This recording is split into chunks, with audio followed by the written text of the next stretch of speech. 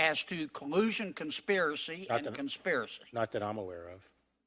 So the decision not to bring an indictment against the president for collusion, conspiracy with Russia has not changed. No, it hasn't. And the conclusion not to bring an indictment against the president for obstruction of justice has not changed. No. Okay.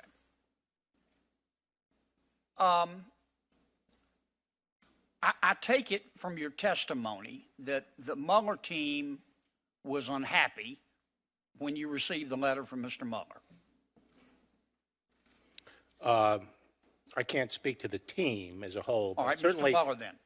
When I talked to Bob Mueller, he indicated he was concerned about the press coverage that had gone on the previous few days, and he felt that was to be remedied by putting out more information. Okay. I understood you to say, and these are my words, not yours, the first concern that Mr. Mueller had, he felt like your letter wasn't nuanced enough. Correct. Okay. That problem's been solved, has it not? Well, it was sort of solved by putting out the whole report. Exactly. Which was that's why I think this whole thing is sort of mind-bendingly bizarre, because I made clear from the beginning that I was putting out the report, as much of the report as I could, and it was clear it was going to take 3 weeks or so, maybe 4, to do that. And the question is, what's the placeholder? And the placeholder, in my judgment, was the simple statement of what the bottom line conclusions were. And I wasn't going to be in the business of feeding out more and more information as time went on to adjust to what the press was saying. And that's your call as Attorney General? Absolutely. Okay, that wouldn't be the call of a U.S. attorney or a special counsel? No, not at all. Okay. Now, the second reason, I mentioned the nuance concern. The second reason that Mr. Mueller was concerned, I don't want to say unhappy, because I'm not trying to be pejorative. I say concerned. He was concerned about press coverage. He indicated, yeah, he felt that what was inaccurate was the press coverage and what they were interpreting the March 24th letter to say. And what were you supposed to do about that? He wanted to put out the full executive summaries that are incorporated in the report. And I said to him I wasn't interested, and by the way, those summaries, even when he sent them, apparently, they actually required later more redaction because of the intelligence community. So the fact is, we didn't have readily available summaries that had been fully vetted, but I made it clear to him I was not in the business of putting out periodic summaries, because a summary would start a whole public debate. It's by definition under-inclusive, and I thought what we should do is focus on getting the full report out as quickly as possible, which we did. And that's your call as Attorney General? Of course, of course. Okay.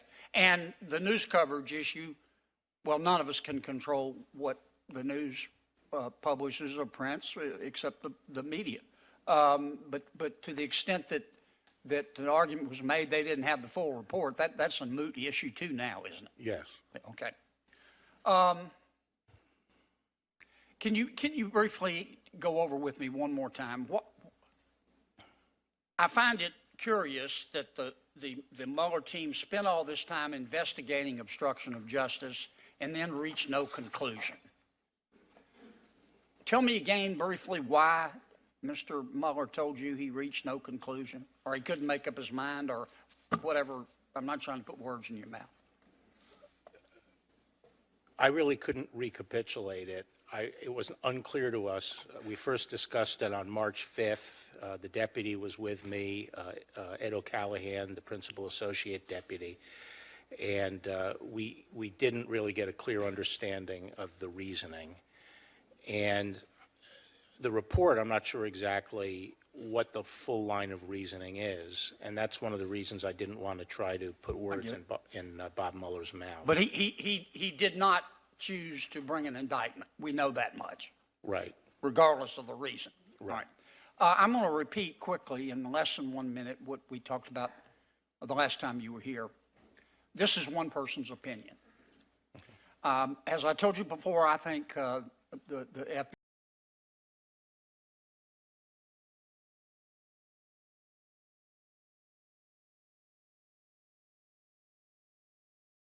who decided in 2016 to act on their political beliefs. There were two investigations here. One was an investigation of Donald Trump. There was another investigation of Hillary Clinton. I'd like to know how that one started, too. And it would seem to me that we all have a duty, if not to the American people, to the FBI, to find out why these investigations were started, who started them, and the evidence on which they were started. And I hope you will do that, and will get back to us. And there's another short way home here as well. All you've got to do is release, the president can, release all the documents at the FBI and the Justice Department pertaining to the 2016 election. Now, you can redact national security information, but just release them. Instead of us going through all this spin and innuendo and leaks and rumors, let's just let the American people see them. And the final point I'll make, when you're investigating leaks at the Department of Justice and the FBI, I hope you will include the Mueller team as well. Thank you, Mr. Chairman. Senator Klobuchar. Thank you, Mr. Chairman. Mr. Attorney General, I'm going to take us out of the weeds here because I think the American people deserve to know what happened in the election for the highest office of the land. And I'll just give my views very quickly and not ask you about these topics. I think your 4-page letter was clearly a summary, and that's why Director Mueller called it a summary. I think when Senator Van Hollen and Representative Crisp asked you if the special counsel disagreed with you under oath, you had to go out of your way not to at least mention the fact that he had sent you this letter, but you didn't mention it. And then finally, I would say that we must hear from Director Mueller, because in response to some of my colleagues' questions, you have said that you didn't know what he meant or why he said it, and I believe we need to hear from him. So I want to first start with Russia. Special Counsel Mueller's report found that the Russian government interfered in the 2016 presidential election in a sweeping and systematic fashion. Later, Director Wray has informed us that 2018 was a dress rehearsal for the big show in 2020. Director Coates, the president's intelligence advisor, has told us that the Russians are getting bolder. Yet for the last 2 years, Senator Lankford and I, on a bipartisan bill with support from the ranking and the head of the Intelligence Committee, have been trying to get the Secure Elections Act passed. This would require backup paper ballots. If anyone gets federal funding for an election, it would require audits, and it would require better cooperation. Yet, the White House, just as we were on the verge of getting a markup in the Rules Committee, getting it to the floor where I think we would get the vast majority of senators, the White House made calls to stop this. Were you aware of that? No. Okay, well, that happened. So what I would like to know from you as our nation's chief law enforcement officer, if you will work with Senator Lankford and I to get this bill done, because otherwise we are not going to have any clout to get backup paper ballots if something goes wrong in this election. Well, I will work with you to enhance the security of our election, and I'll take a look at what you're proposing. I'm not familiar with it. Okay, well, it is the bipartisan bill. It has Senator Burr and Senator Warner. Its support from Senator Graham was on the bill. Senator Harris is on the bill, and the leads are Senator Lankford and myself. And it had significant support in the House as well. The GRU, the Russian Military Intelligence Agency, targeted the U.S. state and local agencies along with private firms that are responsible for electronic polling and voter registration. The GRU accessed voter information and installed malware on a voting technology company's network. I understand the FBI will brief U.S. Senator Rick Scott and Florida Governor DeSantis on efforts by Russian hackers to gain access to Florida election data. Will you commit to have the FBI provide a briefing to all senators on this? Just on the Florida situation? On the entire Russia situation, Sure. including the Florida situation. Sure. Okay, that will be helpful. Again, Senator Lankford and I are trying to get our bill passed, and I think if everyone hears about this, it may help. Also, according to the report, the IRA purchased over 3,500 ads on Facebook to undermine our democracy. As the chairman has pointed out, contrary to what we heard from a high-ranking official at the White House, this was not just a few Facebook ads. I am pleased that Chairman Graham has agreed to be the lead Republican on the Honest Ads Act that I introduced last year with Senator McCain? And will you help us to try at least to change our election laws so that we can show where the money is coming from and who's paying for these ads so that people have access to these ads? In concept, yes. Okay, very good. Thank you. We need that support.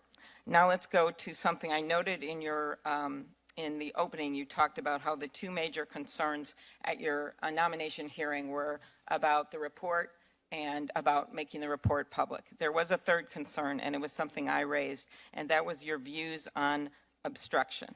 I asked you if a president or any person convincing a witness to change testimony would be obstruction of justice, and you said yes.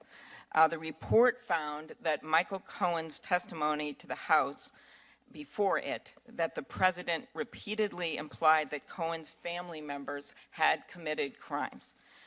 Do you consider that evidence to be an attempt to convince a witness to change testimony? No. I don't think that could pass muster. Those public statements he was making could pass muster as subordination of perjury. But this is a man in the highest office, in the most powerful job in our country, and he is basically, I'm trying to think how someone would react, any of my colleagues here, if the President of the United States is implying, getting out there that your family members have committed a crime. So you don't consider that any attempt to change testimony? Well, you have two different things. You have the question of whether it's an obstructive act, and then also whether or not it is a corrupt intent. I don't think general public statements like that have, Okay. well, we could show that they would have sufficiently probable effect to constitute. Okay, well then let's go to some private statements. The report found that the president's personal counsel told Paul Manafort that he would be, quote, taken care of. This is in volume 2, page 123 to 24. That you don't consider obstruction of justice? No, not standing alone, both for this, on both the same reasons. And I think that is my point here. What? You look at the totality of the evidence. That's what I learned when I was in law school. You look at the totality of the evidence in the pattern here. Look at this. The report found that the president's personal counsel told Michael Cohen that if he stayed on message about the Trump Tower Moscow project, the president had his back. That's volume 2, page 140. Right, but I think the counsel acknowledged that it's unclear whether he was reflecting the president's statements on that. Okay, the report found that after Manafort was convicted, the president himself called him a brave man for refusing to break.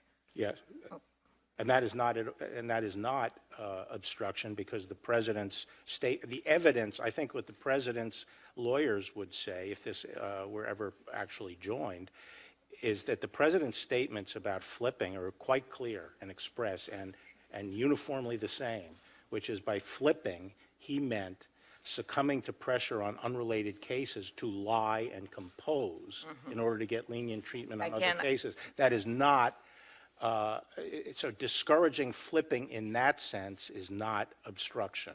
Okay, well, look at the pattern here. The report found that after Cohen's residence and office were searched by the FBI, the president told Cohen to hang in there and stay strong. The report found that after National Security Advisor Michael Flynn resigned, the president made public positive comments about him, and then when he cooperated, he changed his tune. During your confirmation hearing, I asked you whether a president deliberately impairing the integrity or availability of evidence would be obstruction. And you responded yes. And this is a different take on Senator Feinstein's question. Would causing McGahn, the White House counsel, to create a false record when the president ordered him to have the when McGahn, he told him to deny reports, right? He tells McGahn, deny reports that the president ordered him to have the counsel fired. If you don't see that as obstruction and directing him to change testimony, do you think that would create a false record to impair the integrity of evidence? Well, I said it fails on, the evidence would not be sufficient to establish any of the three elements there. First, it's not sufficient to show a obstructive act because it is unclear whether the president knew that to be false. In fact, the president's focus on the fact that I never told you to fire McGahn. Did I ever say fire? I never told you to fire McGahn. McGahn's. And I'm getting at something, it's about impairing the integrity of the evidence. I just see it as different. This is. Well, the second thing, it's hard to establish the nexus to the proceeding because he already had testified to the special counsel. He'd given his evidence. Mm-hmm. As the report itself says, there is evidence that the president actually thought and believed that the Times article was wrong. That's evidence on the president's side of the ledger, that he actually thought it was wrong and was asking for its correction. It is also possible, the report says, that the president's intent was directed at the publicity and the press. The government has to prove things beyond a reasonable doubt, and as the report shows, there's ample evidence on the other side of the ledger that would prevent the government from establishing that. Okay, again, I look at the totality of the evidence, and when you look at it, it is a pattern, and that is different than having one incident. Thank you, Mr. Chairman. Yes, ma'am. Senator Sess. Thank you, Mr. Chairman. General Barr, I'd like to go back to Russia, and your opening statement laid out some of what the GRU had done, what Russian military intelligence had done in terms of hacking. I'd also like to look at some of the oligarchs and some of the corruption so closely aligned with Putin. Volume 1, pages 129 to 144 are largely about Deripaska. Can you tell us who he is and what his objectives are? I'd rather not get into that in this open setting. Well, I'll at least quote the Department of Treasury, because this is a public document. So Oleg Deripaska is a designated individual. He possesses a Russian diplomatic passport. He regularly claims to represent the Russian government. He's an aluminum and other metals billionaire, and he's been investigated by the U.S. government and by other of our allies for money laundering. He's been accused of threatening the lives of his business rivals. He's been charged with illegal wiretapping, taking part in extortion and racketeering schemes. He's bribed government officials. He's ordered the murder of a businessman, and he has many links to Russian organized crime. So I think we can, in an open setting, at least agree that he's a bad dude. Right? This is a bottom-feeding scum sucker, and he has absolutely no, I'll take your laugh as agreement, he has absolutely no alignment with the interests of the U.S. people and our public. So the section of Volume 1 that deals with nominally Paul Manafort, but is really about Deripaska, I would like you to help us have an American public 101 understanding of what is and isn't allowed. So Paul Manafort is hired by Deripaska ostensibly for things related to the Ukraine. They have a bunch of failed business ventures together, it looks like, over time. But he's on the payroll of a Russian oligarch that has interests completely misaligned with the American government and the American people and with the interests of NATO. And he's on his payroll. Is it permissible for someone to be paid by somebody who's basically an enemy of the United States, and then could that individual just volunteer and start to donate their time and talent and expertise to a campaign in the U.S.? And I mean this, let me interrupt for a second and say, one of the things that I think is painfully tragic about a hearing like this, I think the vast majority of the American people are going to tune it out, and those that pay attention are going to think the only two takeaways you need to know is a bunch of people were pro-Trump before they came, and they stayed pro-Trump, and a bunch of people were anti-Trump before they came, and they stayed anti-Trump, and we didn't dig into any of what the report actually says. I think these 448 pages say a whole bunch of really important things about intelligence operations against the United States people and our public and our government and our public trust, and I think it isn't just about 2016. There are important questions about 2016. Chairman Graham summarized at the beginning how much money and time was available to the special counsel and his team to do their work. So there are a bunch of factual matters about 2016 that matter. But if one of the most important things we take away from this isn't that we're going to be, it needs to be that we're going to be under attack again in 2020, and it isn't just going to be Russia, who's pretty dang clunky at this stuff, but it's also over time likely going to be China, who's going to be much more sophisticated about this stuff. Can you help us understand what is legal and illegal about foreign intelligence services being involved in U.S. elections, and what should American people and the American public, and especially American campaign operatives, know about what's appropriate and not appropriate to take in the form form of help from foreign intelligence agencies? I mean, that's a very broad topic, what is legal and illegal. I mean, could you refine it a little bit? You're talking about what kind of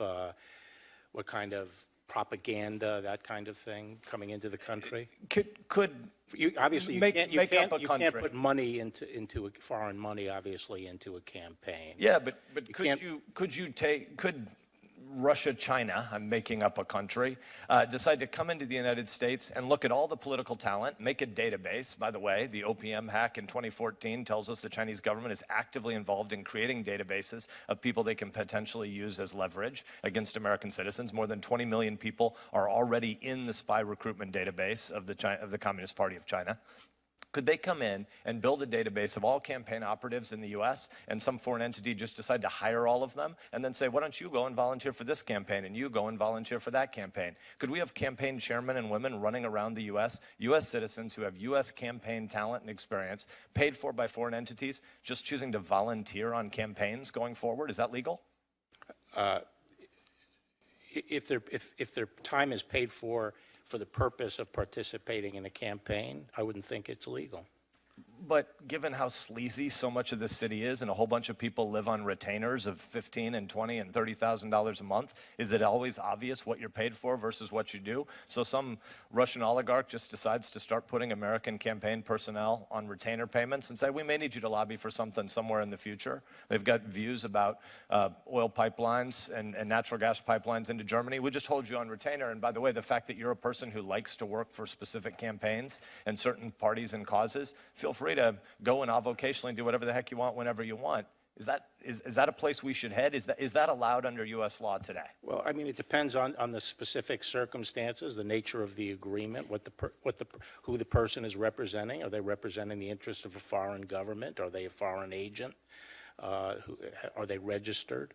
I mean, it's a slippery area, and we could sit here all day and without specific. I only have 7 minutes. I don't get all day, but you're the chief law enforcement officer of the United States government, and I think it would be helpful for us to have a shared understanding as we head toward the 2020 election of what campaign operatives should well understand is beyond the pale. So if the Chinese government decides to start hacking into 2020 campaigns, I would hope there's clarity from the Department of Justice about whether or not Democratic presidential campaigns and whether or not the Trump re-election campaign are allowed to say, hey, we're interested in this hacked material going forward. I think we need to have clarity about a question like that. And I think as somebody who sits not just on Judiciary, but on the Intelligence Committee, I think there are a bunch of counterintelligence investigations happening right now in the United States where campaigns don't really understand what the laws are. And I think we need a lot more clarity about it. Because I'm nearly at time, let me at least give it to you as this version as a precise question.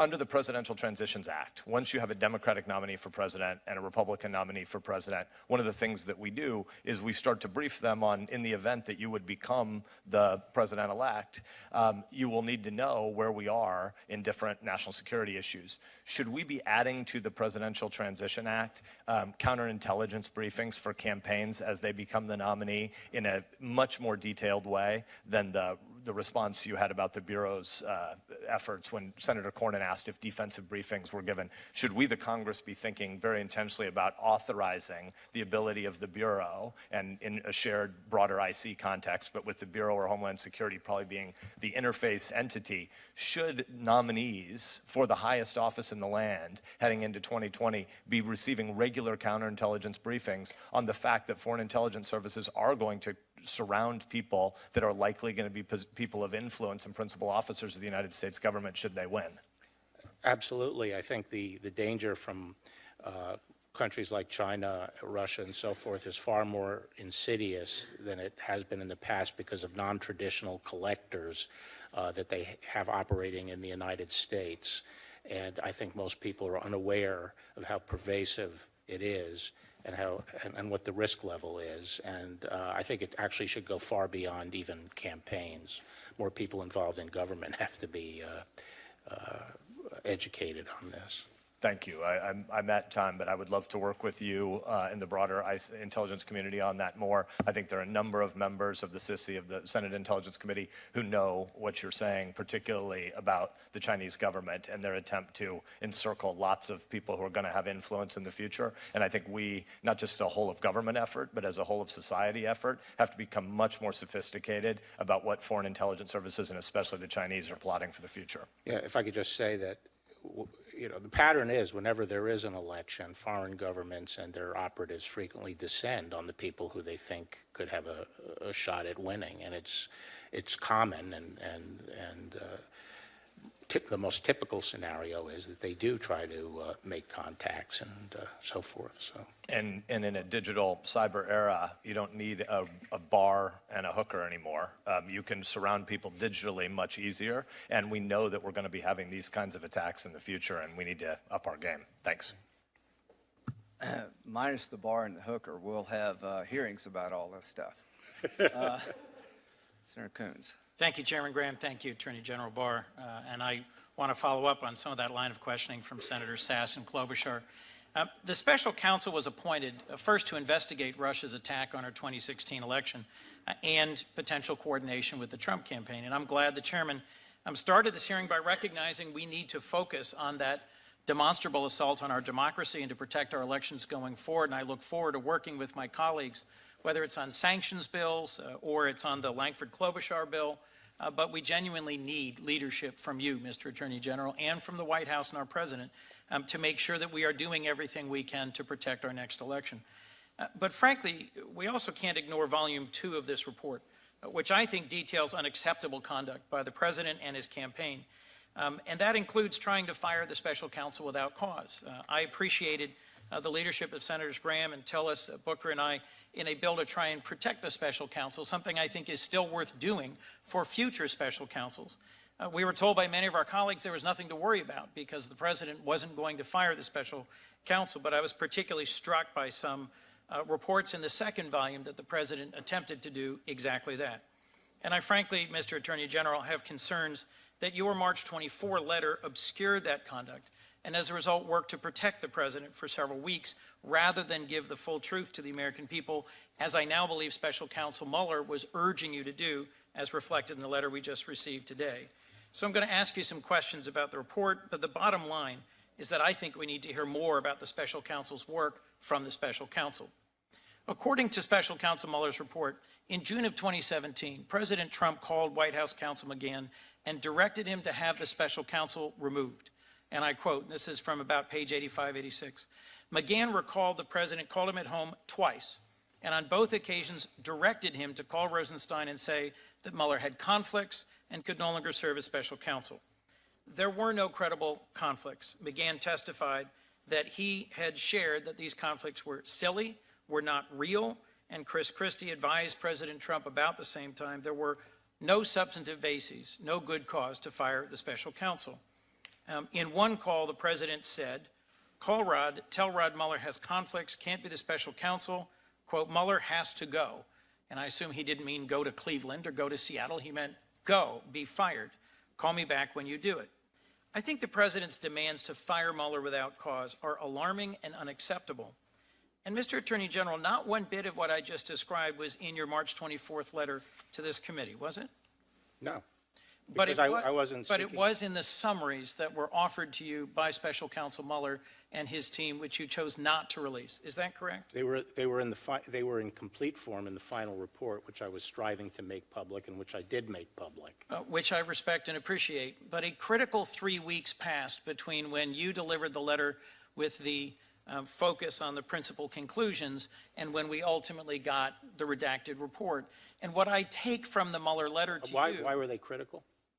Well, I think that the Volume 2 summary would have revealed to the general public a whole range of inappropriate actions by the president and his core team. I'll go to a second episode that I think is important.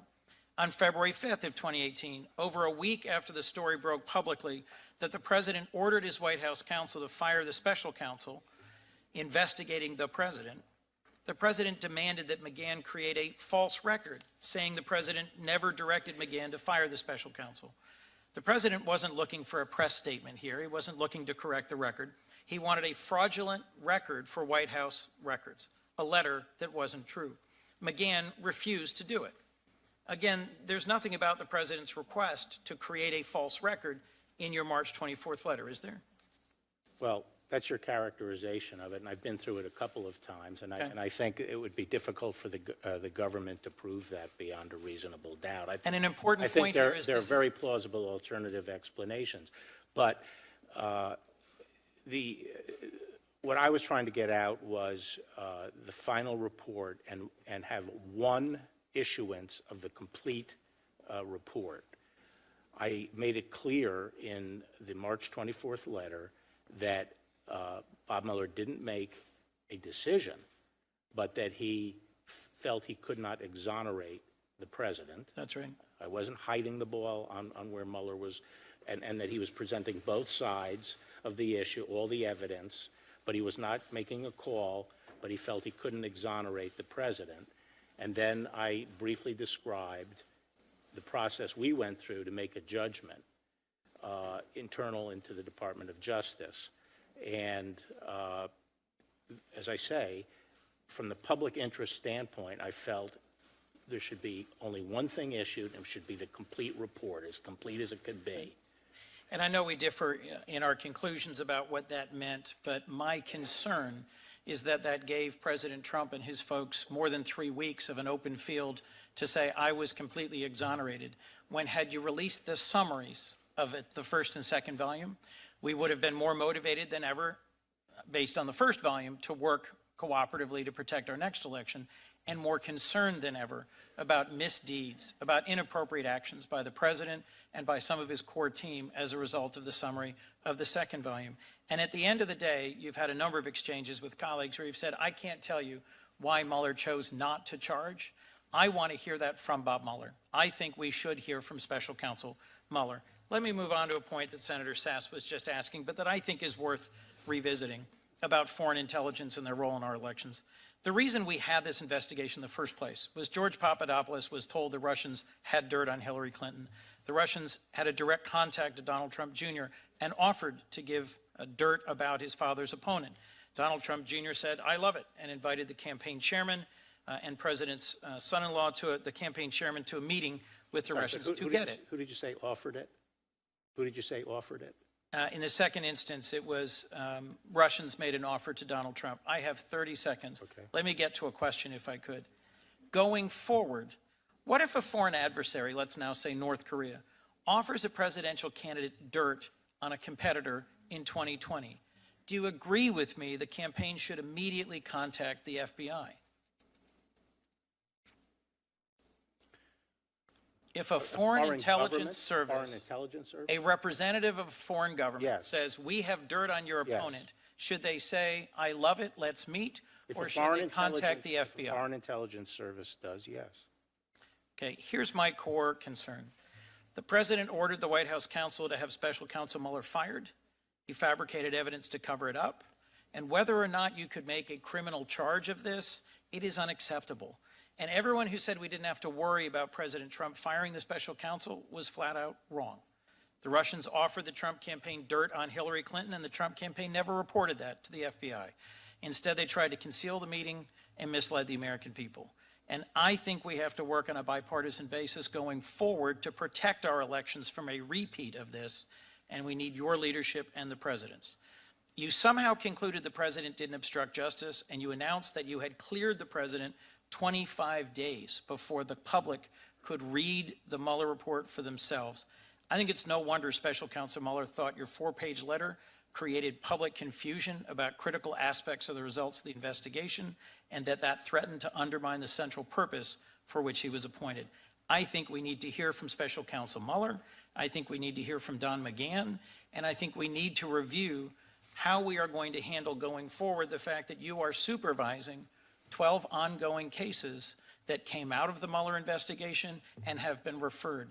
This body has a central role in oversight that I believe we need to exercise, given your recent record. Thank you, Mr. Chairman. Senator Hawley. Thank you, Mr. Chairman.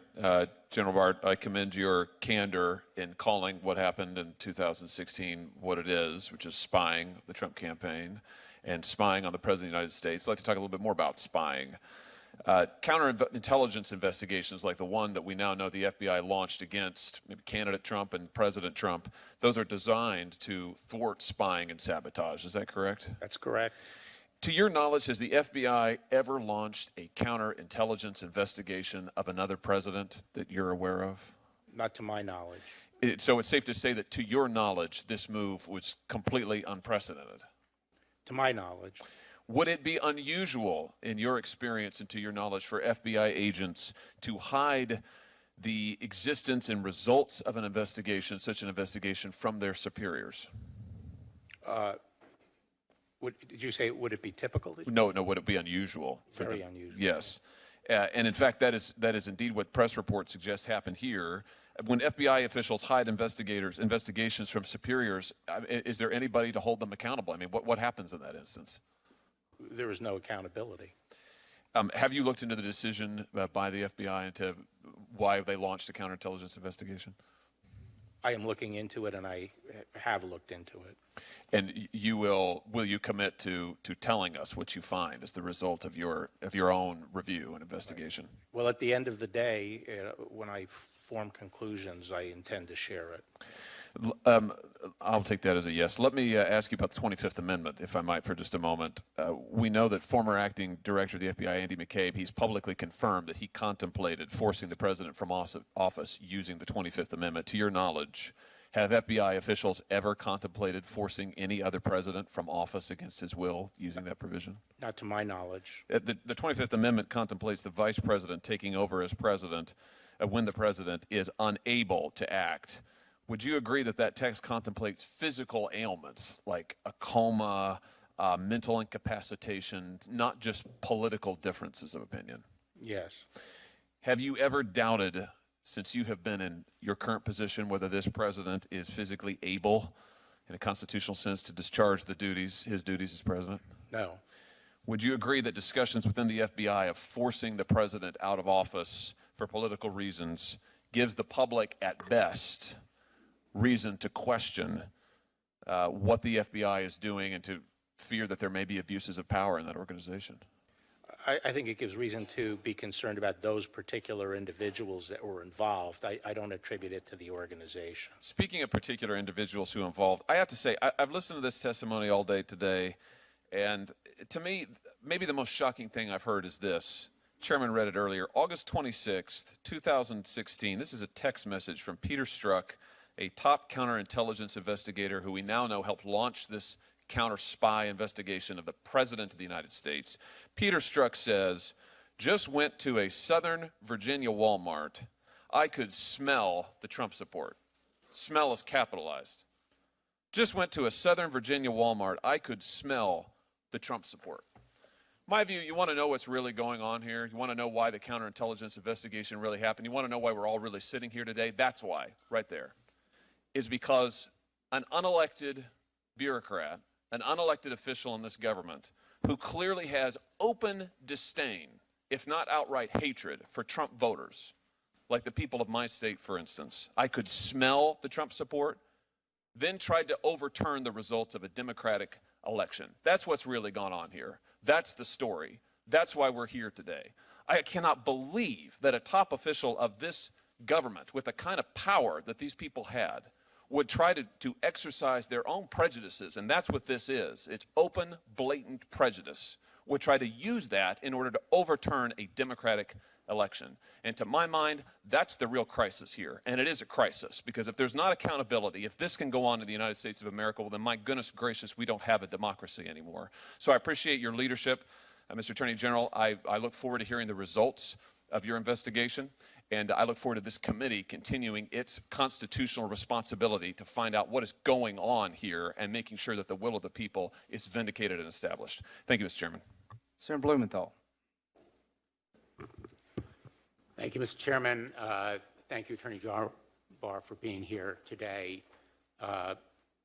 You've been very adroit and agile in your responses to questions here, but I think history will judge you harshly and maybe a bit unfairly, because you seem to have been the designated fall guy for this report. And I think that conclusion is inescapable in light of the 4-page summary and then the press conference you did on the day it was released, knowing that you had in hand a letter from the special counsel saying that he felt that you mischaracterized his report. And you were asked by one of my colleagues, Senator Van Hollen, whether you knew that Bob Mueller supported your conclusion, and you said, I don't know whether Bob Mueller supported my conclusion. You were asked by Representative Chris. Excuse me, Senator. That conclusion was not related to my description of the findings in the March 24th letter.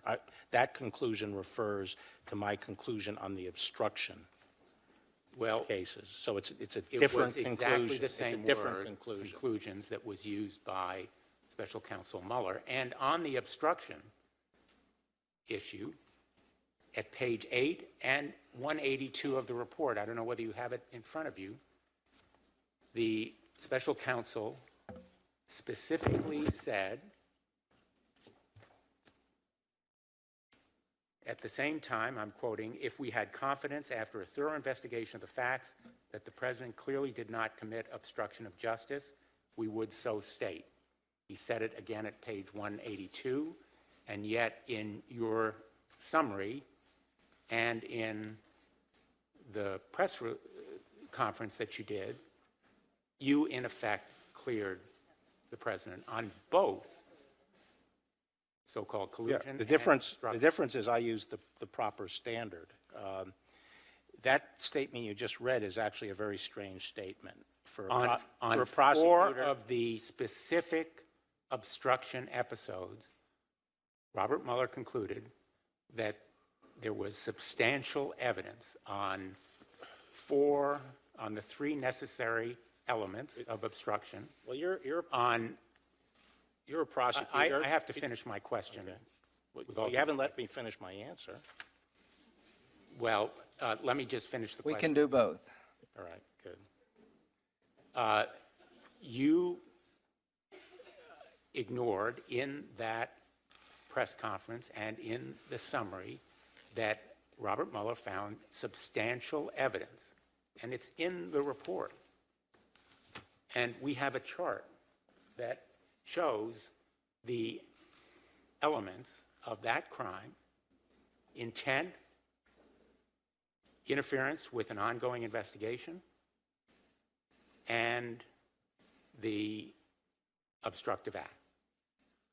So I think that your credibility is undermined within the department, in this committee, and with the American people. And I want to ask you whether on those remaining investigations, the 12 to 14 investigations, whether you have had any communication with anyone in the White House. No. And will you give us an ironclad commitment that you will in no way By the way, interfere? I'm not sure, the laundry list of investigations, but I certainly haven't talked the substance or been directed to do anything on any of the cases. Well, let me give you an opportunity to clarify. Yeah. Have you had any conversations with anyone in the White House about those ongoing investigations that were spawned or spun off by... I don't recall having any substantive discussion on the investigation. Have you had any non-substantive discussion? I mean, it's possible that a name of a case was mentioned. And have you provided information about any of those ongoing investigations? Any information whatsoever? I don't recall, no. You don't recall? I don't recall providing any. Wouldn't you recall about whether you gave information to somebody in the White House about an ongoing criminal investigation in the Southern District of New York, or the Eastern District of New York, or the Eastern District of Virginia, or the Department of Justice?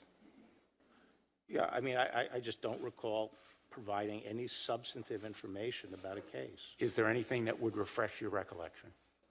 if I probably looked over a list of cases and thought about it. But I don't recall discussing. You know what those investigations are. We've discussed them at your confirmation hearing, correct? Whether, I think there's 12 or 18 cases, right?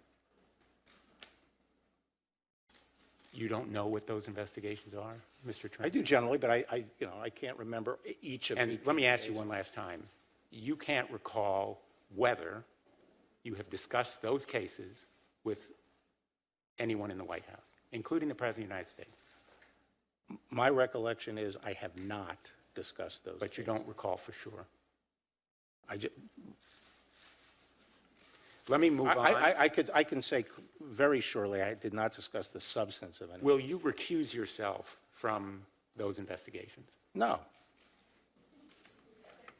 Let me ask you about a couple of quotes from the President, since a number of my colleagues have raised the Russia investigation. And these are from the report, untruths recited by the report from the President in December of 2016, when President Trump was asked about the intelligence community's conclusion that Russia interfered in our election to boost Trump's chances. He said he had, quote, no idea if it's Russia, China, or somebody. It could be somebody sitting in a bed someplace. 400-pound person. I'm sorry, Mr. Chairman? 400-pound person sitting on a bed. That isn't what the President said. He referred to it as somebody. He also, at Helsinki, denied Russian attacks in 2016 on our election. Another lie. 2 days after President Trump was elected, Russian officials told the press that the Russian government had maintained contacts with Trump's, quote, immediate entourage, end quote, during the campaign. When President Trump was asked about it, he said, quote, there was no communication between the campaign and any foreign entity during the campaign. That's at page 21 of volume 2. The first quote I gave you was from page 21 of volume 2. The President initially denied playing any role in shaping his son's statement to the press about the now infamous June 9th meeting. The Mueller report established that the President dictated a misleading statement about that meeting through his communications director, Hope Hicks. That's at page 101 and 102 of volume 2. After news organizations reported that the President ordered Mr. McGahn, to have the special counsel removed, the President publicly disputed these accounts. The Mueller report establishes that, quote, substantial evidence supports the conclusion that the President, in fact, directed McGahn to call Rosenstein to have the special counsel removed. That's at volume 2, page 88. In your view, did President Trump, on those occasions and others recited in the report, lie to the American people? Well, I'm not in the business of determining when lies are told to the American people. I'm in the business of determining whether a crime has been committed. So he may have lied. But I'd like an opportunity to answer some of these questions, okay? You started by citing this thing in volume 2 about how the report says that they could not be sure that they could clearly say that he did not violate the law. As you know, that's not the standard we use in the criminal justice system. It's presumed that someone is innocent, and the government has to prove that they clearly violated the law. We're not in the business of exoneration. We're not in the business of proving they didn't violate the law. But So you, I found that whole passage very bizarre. bizarre. Exonerated him in your press conference and in your 4-page summary. How did that start? I didn't hear the beginning of the question. You, in effect, exonerated or cleared the President. No, I didn't exonerate. I said that we did not believe that there was sufficient evidence to establish an obstruction offense, which is the job of the Justice Department. And the job of the Justice Department is now over. That determines whether or not there's a crime. The report is now in the hands of the American people. Everyone can decide for themselves. There's an election in 18 months. That's a very democratic process. But we're out of it. And we have to stop using the criminal justice process as a political weapon. My time has expired. I apologize, Mr. Chairman, but I would just say that the 4-page letter and the press conference that you did left the clear impression, and it's been repeated again and again, that you cleared the president. Thank you. Senator Ernst. Thank you, Mr. Chair, and thank you, Attorney General Barr, for being here today and visiting with all of us. The special counsel's investigation and all of the ripples that came from the 2016 presidential election have really permeated the country. I mean, there's great interest in this, and as I'm touring the 99 counties of Iowa, I am asked about this at town halls and other interactions with my constituents just as much as any other issue at hand, and I'm sure many of the other senators here have had the same experience. And I'd like to start today by visiting with you about the actions of Russia during the 2016 presidential election. I think that's where a lot of us would like to see the focus go. We need to focus on what happened in the 2016 election and then look ahead and make sure we are safeguarding our practices. So I think it's natural to think of acts of aggression by a foreign state in terms of bullets, terms of bombs. That's what we typically thought of as acts of aggression. After all, up until just recent days, acts of aggression or warfare has been a symmetrical operation by a foreign adversary. In the past, it's been practiced by boots on the ground or various bombing campaigns. But that's not what we are facing today. And I do believe what we saw from Russia was an act of aggression. Other adversarial foreign states, not just Russia, but I think a number of colleagues have mentioned China as well, perhaps North Korea, Iran. We could go on and on. Not only do they practice direct hostile military action, just as Russia did in Ukraine with its illegal annexation of Crimea, but as was detailed in the special counsel's report, they seek to influence the elections of our free states through cyber means. And it is an objective fact that Russia attempted to influence our election. We know that, folks. All of us admit to that. We see the evidence that Russia tried to influence our election. The hacks, the disinformation, and social media cyber attacks by Russia were done with the intent to sow discord among the American people. Russia will show no hesitation. They have not in the past, they won't in the future, in using these types of acts of aggression in an attempt to undermine our elections process and our way of life. And it doesn't matter if the attack is coming from the end of a barrel of a gun or the click of a mouse. We have to get to the bottom of it. And so, General Barr, the past 2 years, we've been talking about this investigation in terms of what happened, and now we have the opportunity to decide how to do better. So the special counsel's report is the end of the road. I think many have stated that. The end of the road when it comes to the question of the Trump administration's intent, but it is just the beginning of the conversation on how we counter Russia and other foreign adversaries in their attempts to undermine our republic. So if we can talk about that 2016 presidential election, do you see vulnerabilities or weaknesses that existed at that time that left us open to foreign aggression, foreign influence in the election system? And then how do we move forward through the Department of Justice and making sure we're shoring up some of those avenues of approach of our foreign adversaries? Yes. The FBI, has a very robust program, the Foreign Influence Task Force, which is focused on this problem and is working to counteract and prepare for the kinds of interference that we have seen. And it's a very dynamic program. I've been briefed on it by Chris Wray, and I'm very impressed with what they're up to.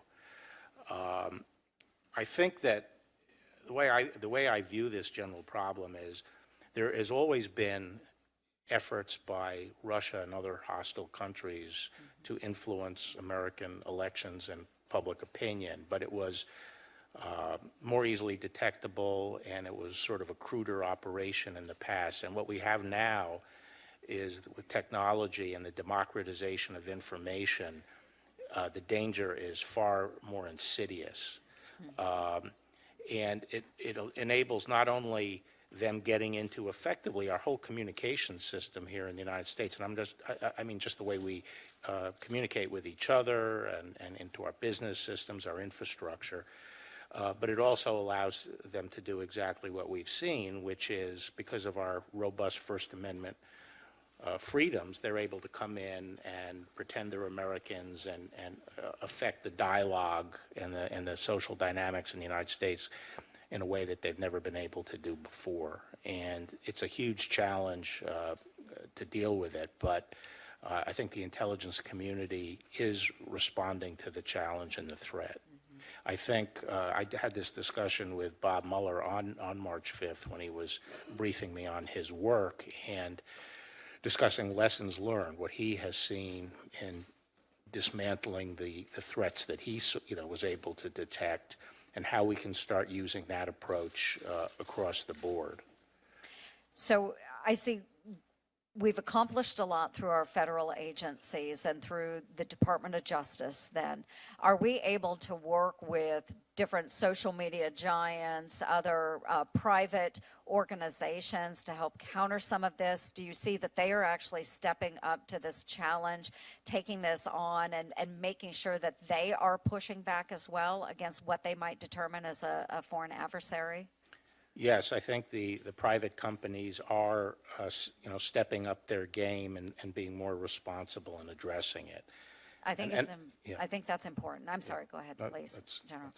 I just think it's important that we really focus on why we're here today, and that's because we did see Russian influence in our 2016 presidential election. What we need to make sure, as many of our other colleagues have noted, is that this doesn't happen to us again, and that we are aware, and as a public we are aware of what has been happening, not just in our own elections process here in the United States, but to many of our allies around the globe as well, and making sure that we are adequately pushing back against that and even overmatching in making sure that we keep that type of influence out of our election cycle. So I appreciate your time today. Thank you very much, General Barr. Thank you. Senator Hirano. Thank you, Mr. Chairman. Mr. Barr, now the American people know that you are no different from Rudy Giuliani or Kellyanne Conway or any of the other people who sacrificed their once decent reputation for the grifter and liar who sits in the Oval Office.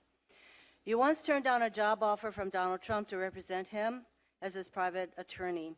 At your confirmation hearing, you told Senator Feinstein that, quote, the job of Attorney General is not the same as representing, end quote, the president. So you know the difference, but you've chosen to be the president's lawyer and side with him over the interests of the American people.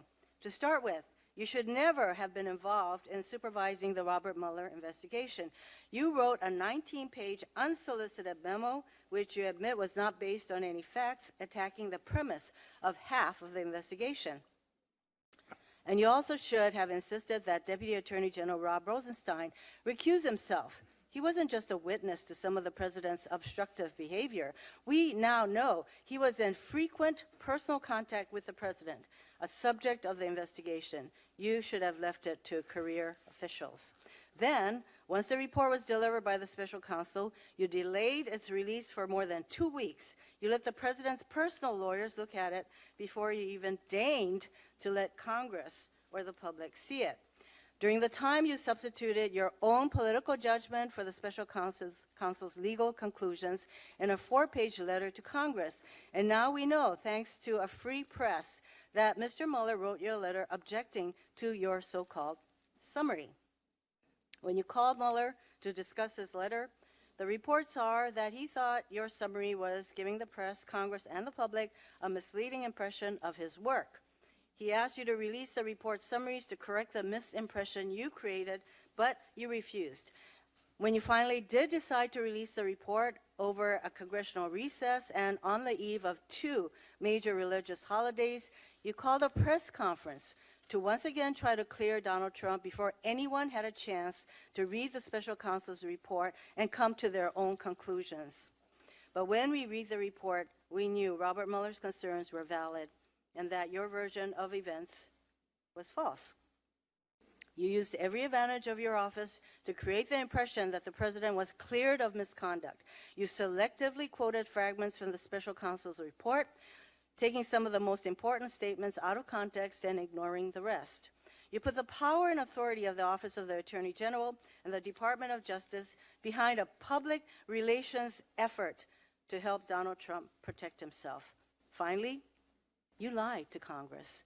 You told Representative Charlie Crist that you didn't know what objections Mueller's team might have to your March 24th so-called summary. You told Senator Chris Van Hollen that you didn't know if Bob Mueller supported your conclusions, but you knew. You lied, and now we know. A lot of respected nonpartisan legal experts and elected officials were surprised by your efforts to protect the president. But I wasn't surprised. You did exactly what I thought you'd do. It's why I voted against your confirmation. I expected you would try to protect the president, and indeed you did. In 1989, this isn't something you hadn't done before. In 1989, when you refused to show Congress an OLC opinion that led to the arrest of Manuel Noriega. In 1992, when you recommended pardons for the subjects of the Iran-Contra scandal. And last year, when you wrote the 19-page memo telling Donald Trump, as president, can't be guilty of obstruction of justice, and then didn't recuse yourself from the matter.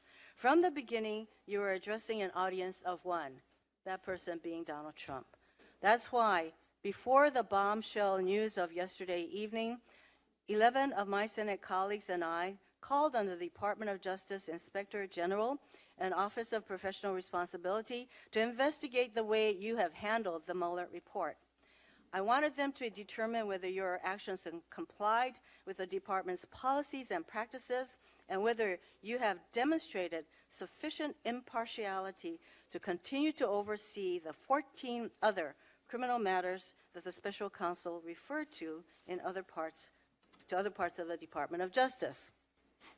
But now, we know more about your deep involvement in trying to cover up for Donald Trump. Being Attorney General of the United States is a sacred trust. You have betrayed that trust. America deserves better. You should resign. I have some questions for you. Is the White House exerting any influence on your decision whether to allow Special Counsel Mueller to testify in Congress and when? No. Now, you've been clear today that you don't think that any of the 10 episodes of possible obstruction that the special counsel outlined is a crime. I disagree. But you seem to think that if it's not a crime, then there's no problem. Nothing to see here, nothing to worry about. So, with apologies to Adam Schiff, do you think all of the things that President Trump did are okay? Are they what the President of the United States should be doing? For example, do you think it's okay for a president to fire an FBI director to stop him from investigating links between his campaign and Russia? It may not be a crime, but do you think it's okay? Well, I think the report is clear that No, I'm not talking about the report and Well, its I'm analysis talking about of whether the a evidence. crime occurred. I'm asking you. I don't This think is the not a evidence crime, but do you supports- think it's okay for the president to do what he did, to fire the special I counsel do think it's to okay keep for him the from president to do investigating? what he did, and I don't think the evidence supports the proposition. So I guess you he did think it's To okay. stop the investigation. Do you think it's okay for a president to ask his White House counsel to lie? Well, I'm willing to talk about what's criminal. but I No, think- but we've already acknowledged that you think it was not a crime. I'm just asking whether you think it's okay. Even if it's not a crime, do you think it's okay for the president to ask his White House counsel to lie? Which Look, event- if you're just going to go back to whether No, or which not it's a event are you crime, you're talking telling me about? that Which it's event okay. are Let you me ask talking you about? the last question that I have in 17 seconds. Do you think it's okay for a president to offer pardons to people who don't testify against him, to threaten the family of someone who does? Is that okay? When did he offer a pardon to someone? I think in you order know not to what I'm talking tell the about. truth? Please, What do you mean? Please, Mr. Attorney General, give us some credit for knowing what the hell is going on around here with you. Not really. To this line of questioning. So, Listen, you've slandered this man. Yeah, what I sort of Every want way to know you've is been how do we slandering- get to this point? Yeah, I and do not think that how do I'm we get to the slandering point where the- anyone. No, all I did we- can say. I Mr. give Chairman, 7 I am minutes, done. Thank you very much. And you slandered this man from top to bottom. So if you want more of this, you're not going to get it. If you want to ask him questions, you can't. Certainly have your opinion. Thank you, and I have Mr. mine. Chairman. Thank you, General Barr, for being here today. We really appreciate your time. I want to talk with you just a little bit about some of your bottom line conclusions, because I think there's one that we need to kind of circle back to a little bit. And as I've listened to a lot of the conversation here today, one of the things we've not discussed is what seems to be the culture at DOJ and the FBI. And I know there are a lot of good people that work there, and we're grateful for their service. But every organization has a culture. And whether it's a corporate culture or a church or schools or whatever. And what seems to have happened at the FBI is there is a seedy, cynical, political culture within a group that developed. And these individuals collectively seem to think that they could work within the power of their jobs and their roles with the federal government. There was an elitism and an arrogance there, and it speaks to a very unhealthy work culture within that agency. And I will tell you this, when I talk to Tennesseans, they talk a lot about what they want to see with the Department of Justice and the FBI post all of this, and a restoration of trust and integrity and accountability. And really in Tennessee, they'll talk to me about four things. They talk a lot about health care, jobs in the economy. They're going to talk about getting federal judges confirmed and about reigning in government and holding it accountable. And there's been a lot of hysteria. This is something that grew within the ranks of the FBI. What are you doing, and what is your plan for rebuilding that trust and integrity so that the American people can say, when the FBI does its job, when the DOJ does its job, we know that is a job done right? I don't think there is a bad culture in the FBI, and I don't think the problems that manifested themselves during the 2016 election are endemic to the institution. I think the FBI is doing its job. I mean, just this recent case out in California where they interdicted this, would-be bomber. They do great work around the country every day, and I agree with Senator Kennedy, who said, it's the premier law enforcement institution in the world.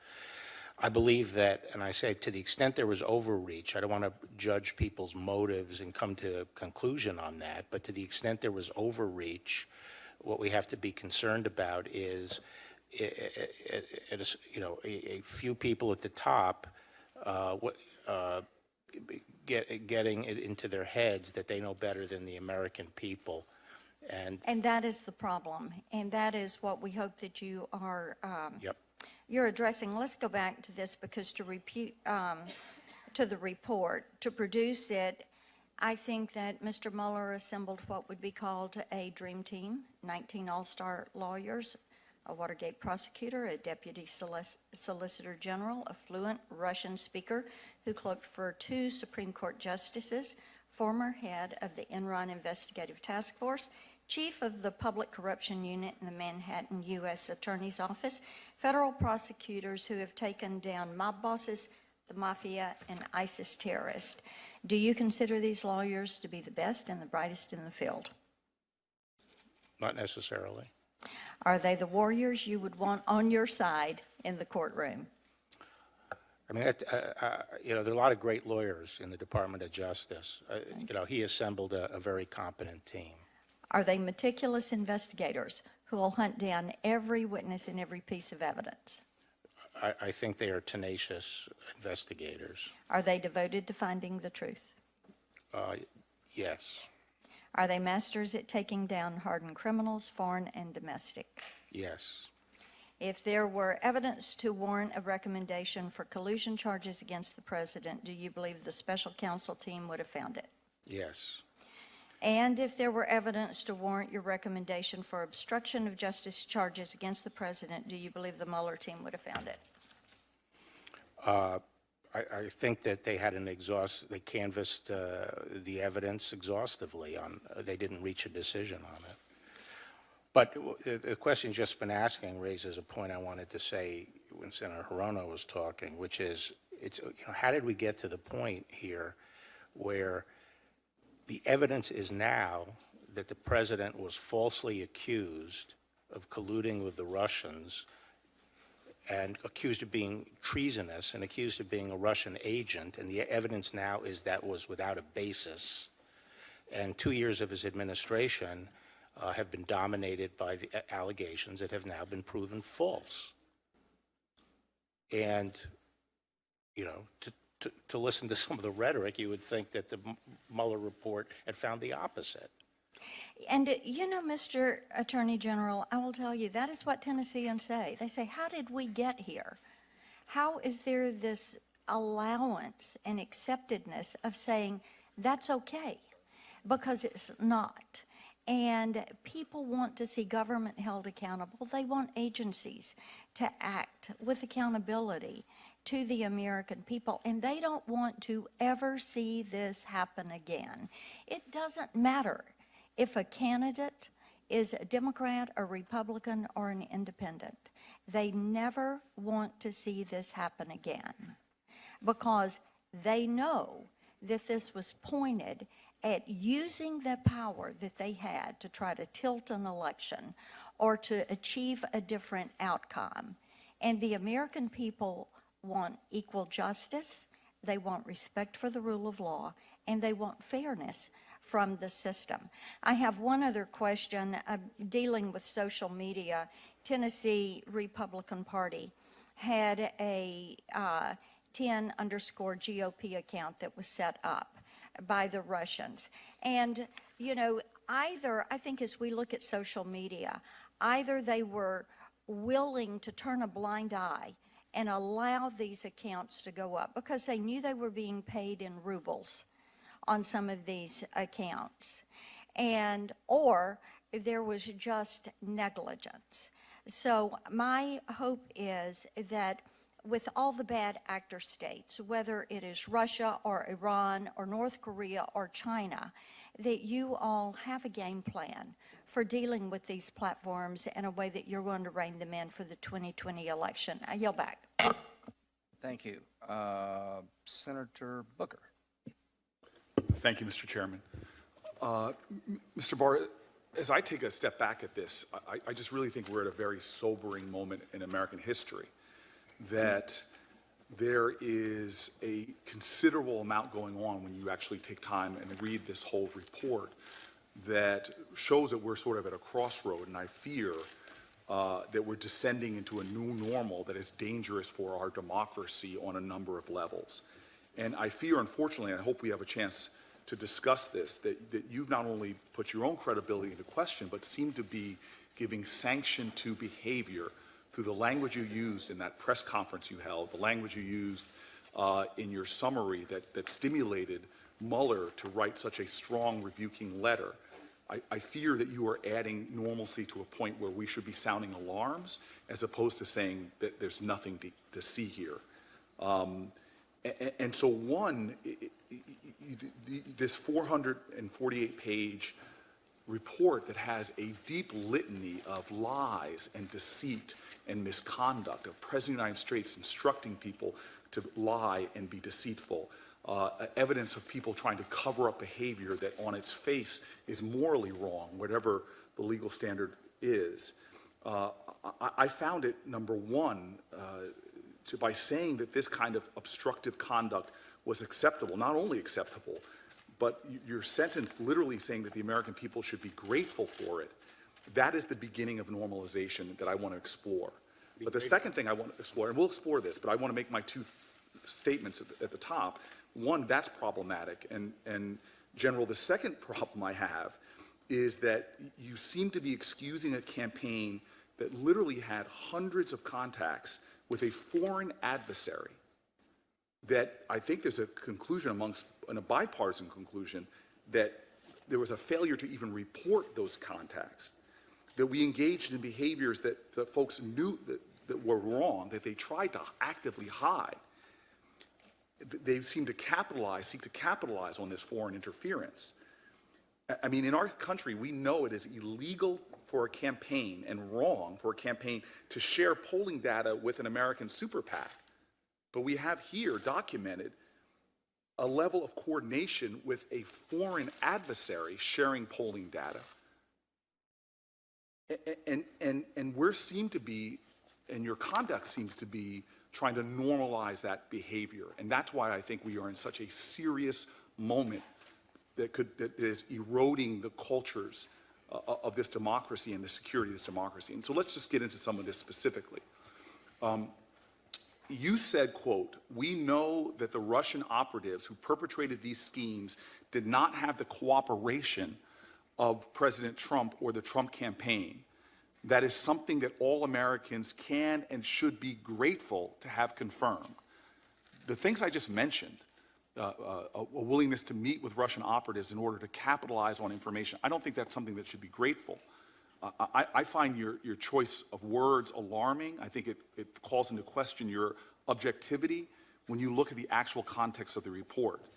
And so should the American people really be grateful that a candidate for president sought to benefit from material and information that was stolen by a foreign power in an effort to influence an election?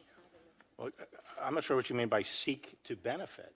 There's no indication that they engaged in either the conspiracy to hack or that they engaged in any action with respect to the dissemination that was criminal. Well, again, sir, you're using the word conspiracy, which is a legal term. In that press conference, you used President Trump's words, obstruction, over and over again. Obstruction's a legal term. Well, sir, you pulled into his words, and I'm asking you specifically. I'm sorry, collusion was the word I was looking for. You used the word no collusion over and over again. And you said the American people should be grateful that the president sought to benefit from material and information. But you know they did seek to benefit from that material. Donald Trump Jr. in his own email seemed to celebrate that he might have access to information from a foreign adversary. Is that correct? Is that something the American people should be grateful for? Apparently, according to the report, he was...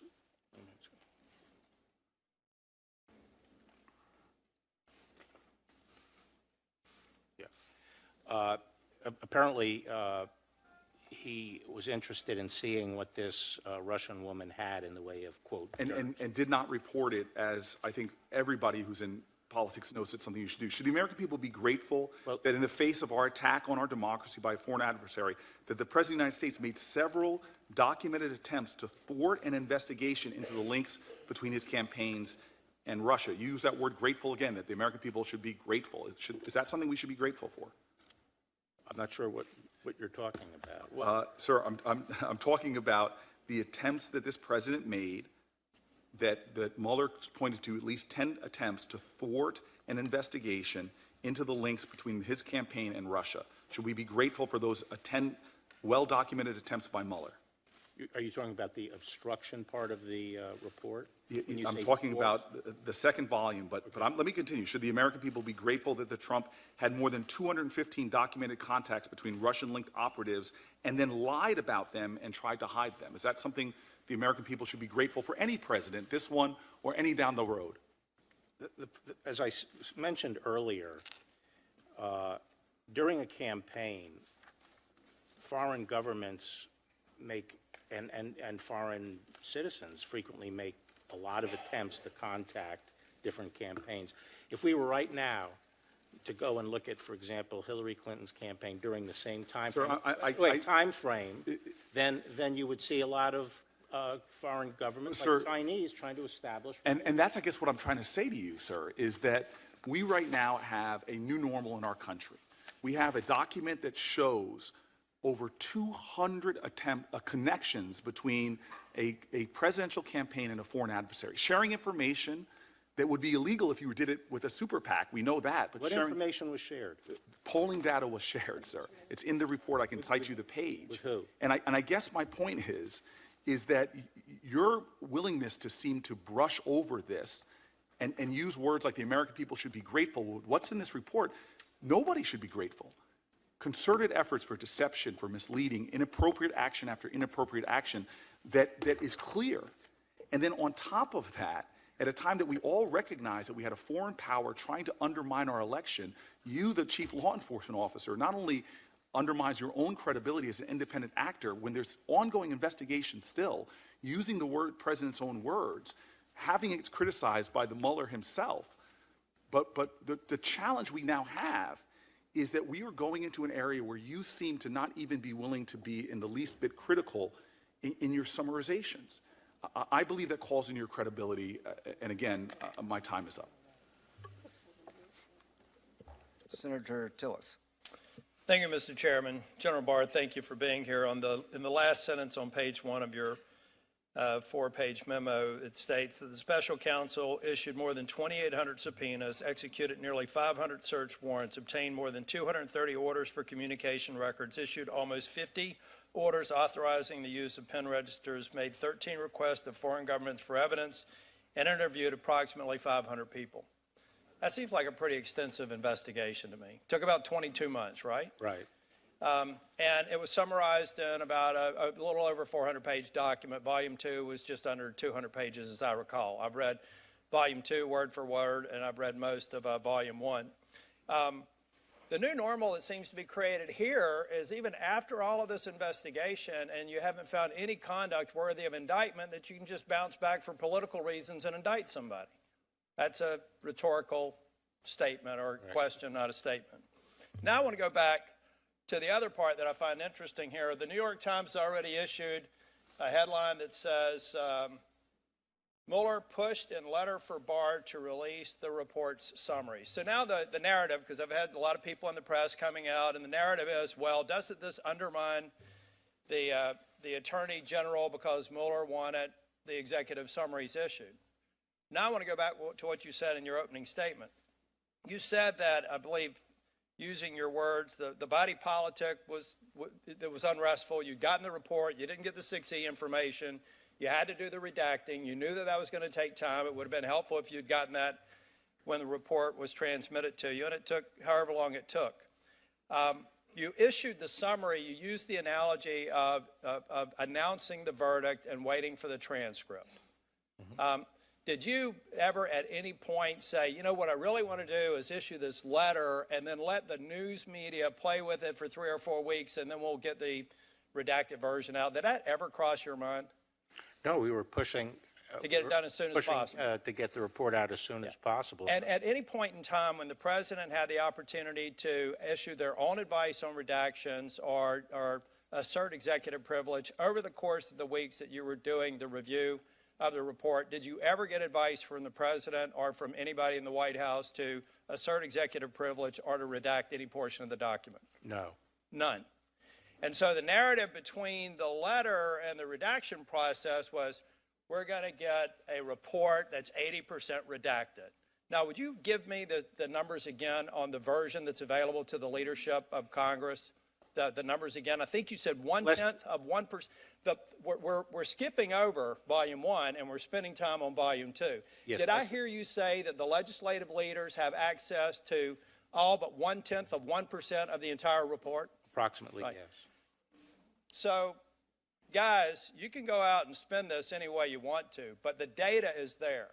There was no underlying crime and there was insufficient evidence to indict the president on obstruction of justice. You said something else that's interesting me in the report about that we found no evidence that was sufficient to indict. But then they went on to say, nor can we exonerate them. What is a special counsel in the business of exonerating a subject of an investigation? They're not. They're not. So why would somebody put something like that in the report? I don't know. And so it would follow, if that's uncommon, that you would not have actually included that in a summary before the full context of the report could be produced. Is that a fair statement? That's a fair statement, but I did put in the sentence about not exoneration. Yeah. I think that the thing that frustrates me, number one, I should have started by saying this. The vast majority of people in the Department of Justice and the FBI are extraordinary people. The chairman is right. Starting with Strzok and Page and everybody else leading up before the investigation, I hope they're being investigated. I have a question for you. The scope of the OIG, do you understand or do you know what the scope of that report will be? Will it be purely on this investigation, or would it extend to all other acts that may have in some way influenced this investigation? Well, I don't want to be too specific. I talked to Mike Horowitz a few weeks ago about it, and it's focused on the FISA, the basis for the FISA and the handling of the FISA applications. But by necessity, it looks back a little bit earlier than that. The people I have helping me with my review will be working very closely with Mr. Horowitz. Now, I want to go back again because we have other people talking. I'm sure it's going to come up again. I'm clear in this report there was no underlying crime. Is that correct? Yes. That's the conclusion of the report. And there was insufficient evidence or insufficient evidence to assert that the president obstructed justice. And a lot of that evidence was in the public eye because we've talked about tweets and public statements and a number of other things that we're trying to use to assert as evidence for obstruction of justice. It seems odd to me that people on this committee that pound and pound over and over again that you're innocent until proven guilty, with the extent of this report, with the number of resources, nearly $30 million, when the facts don't lead to the outcome that you wanted, the one that the marketing department wanted, to use this as a political tool for the next 20 months. It seems odd to me that we'd go down the path of saying that, well, in spite of all the work, we're going to indict them anyway, and if we can't indict them, then we're going to impugn your integrity and call you a liar. I find that behavior on this committee despicable. Thank you. Thank you. Senator Harris. Thank you, Mr. Chairman. Attorney General Barr, has the President or anyone at the White House ever asked or suggested that you open an investigation of anyone? I wouldn't. Yes or no? Could you repeat that question? I will repeat it. Yeah. Has the President or anyone at the White House ever asked or suggested that you open an investigation of anyone? Yes or no, please, sir? The President or anybody else? Seems you would remember something like that and be able to tell us. Yeah, but I'm trying to grapple with the word suggest. I mean, there have been discussions of matters out there that they have not asked me to open an investigation, but... Perhaps they've suggested? I don't know. I wouldn't say suggest. Hinted? I don't know. Inferred? You don't know? Okay. In your March 24th summary, you wrote that, quote, after reviewing the special counsel's final report... But I will say that no one... Sir, I'm asking a question. In your March 24th summary, you wrote that, quote, after reviewing the special counsel's final report, Deputy Attorney General Rosenstein and I have concluded that the evidence is not sufficient to establish that the President committed an obstruction of justice offense. Now, the special counsel's investigation produced a great deal of evidence. I'm led to believe it included witnesses' notes and emails, witnesses' congressional testimony, witnesses' interviews, which were summarized in the FBI 302 forms, former FBI Director Comey's memos, and the President's public statements. My question is, in reaching your conclusion, did you personally review all of the underlying evidence? No, we took and accepted... We accepted Mr. Rosenstein?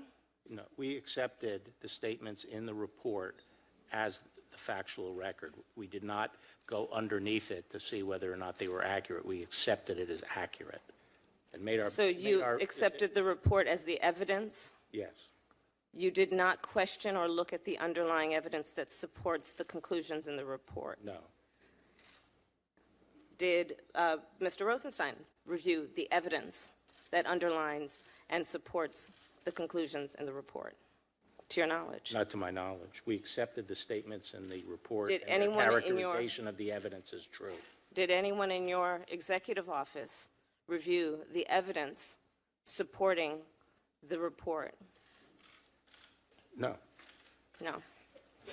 Yet you represented to the American public that the evidence was not, quote, sufficient to support an obstruction of justice offense. The evidence presented in the report. This is not a mysterious process. In the Department of Justice, we have pros memos and declination memos every day coming up. And we don't go and look at the underlying evidence. Sir, would you We support, take the characterization of the evidence as true. as the Attorney General of the United States, you run the United States Department of Justice. If in any U.S. Attorney's office around the country, the head of that office, when being asked to make a critical decision about, in this case, the person who holds the highest office in the land, and whether or not that person committed a crime, would you accept them recommending a charging decision to you if they had not reviewed the evidence? Well, that's a question for Bob Mueller. He's the U.S. Attorney. He's the one who presents the report. But it was you who made the charging decision, sir. You made the decision not to charge the president. No, in a pros memo and in a declination memo, You said it was your baby. What did you mean by that? it was my baby to decide whether or not to disclose it to the public. And whose decision was and- it? Who had the power to make the decision about whether or not the evidence was sufficient to make a determination of whether there had been an obstruction of justice? Prosecution memos go up to the supervisor. In this case, it was the Attorney General and the Deputy Attorney General who decide on the final decision. And that is based on the memo as presented by the U.S. Attorney's Office. I think you've made it clear that you've not looked at the evidence. We can move on. I think you've made it clear, sir, that you've not looked at the evidence, and we can move on. Will you agree to consult career DOJ ethics officials about whether your recusal from the 14 investigations that have been discussed by my colleagues is necessary? I don't see any basis for it. I already consulted with them, and You have consulted with them about the 14 other investigations? about the Mueller case. Have you consulted with the career DOJ ethics officials about the appropriateness of you being involved or recusing yourself from the 14 other investigations that have been referred out? On what basis? Conflict of interest, clear conflict of interest. What's my conflict of interest? I think the American public has seen quite well that you are biased in this situation and you've not been objective, and that would arguably be the conflict of Well, interest. I haven't been the only decision maker here. Now, let's take the Deputy Attorney General, Rod Rosenstein, who was approved by this Senate 94-6 with specific discussion on the floor that he would be responsible for supervising the Russian investigation. I'm glad you brought up that. Okay? That's a And great he has topic. 30 years experience, and we had a number of senior prosecutors in the department involved in this process, both career and non-career. Yes, I've who read all the agreed on process, the sir. I disposition. have another question. And I'm glad you brought that subject up because I have a question about that. Earlier today, in response to Senator Graham, you said, quote, that you consulted with Rosenstein constantly, unquote, with respect to the special counsel's investigation and report. But Deputy Attorney General Rosenstein is also a key witness in the firing of FBI Director Comey. Did you consult I'm not finished. Yeah. Did you consult with DOJ ethics officials before you enlisted Rod Rosenstein to participate in a charging decision for an investigation, the subject of which he is also a witness? My understanding was that he had been cleared already to participate in it by the... So you had consulted with them and they cleared it? No, I think they cleared it when he took over the investigation. Did you That's my consult? understanding. You don't know whether he's been cleared of a conflict of interest? He would be participating if there was a conflict of interest. So you're saying that it did not need to be reviewed by the career ethics officials in your office believe to it- I determine believe if it was was- appropriate? Well, I believe it was reviewed, and I And what would was the also point finding? out this seems to be a bit of a flip-flop, because when the president's Sir, supporters the were challenging flip-flop, I think, in this Rosenstein... case is that you're not answering the question directly. What? Did the ethics officials in your office, in the Department of Justice, review the appropriateness of Rod Rosenstein being a part of making a charging decision on an investigation which he is also a witness in? Yeah, so, as I said, my understanding was he had been cleared, and he had been cleared before I arrived. In making a decision on the Mueller report? Yes. And the findings of whether or not the case would be charged on obstruction of justice? He had been cleared on that? He was the acting Attorney General on the Mueller investigation. Had he been cleared He had been, to make, I am, by your side, a I am decision informed that before I arrived, he had been cleared by the ethics officials, of what? serving as acting Attorney General on the Mueller case. How about making a charging decision on obstruction of justice? That is the what the underlying acting- offenses, which include him as a witness. You know, that's what the acting Attorney General's job is. To be a witness and to make the decision about being a prosecutor? Well, no, but to make charging decisions. I have nothing else. My time is right out. Thank you. Senator, let's see, we got Senator Cruz. I'd like to do short second rounds. I've got to go to another hearing at 2:40. We're going to take 4 votes, but to my colleagues on the other side, I would like to do a very short second round and wrap it up. Oh, I'm sorry, Senator Crapo. I apologize. All right, thank you. Attorney General Barr, I know you've gone through almost everything that could have been asked so far today, and I'm going to go over a few things that you've already talked about, but I appreciate your willingness to get into it with me. First, I want to talk about the letter of March 27th that's been talked about a lot from Mr. Mueller. First, could you tell me who released that letter to the public?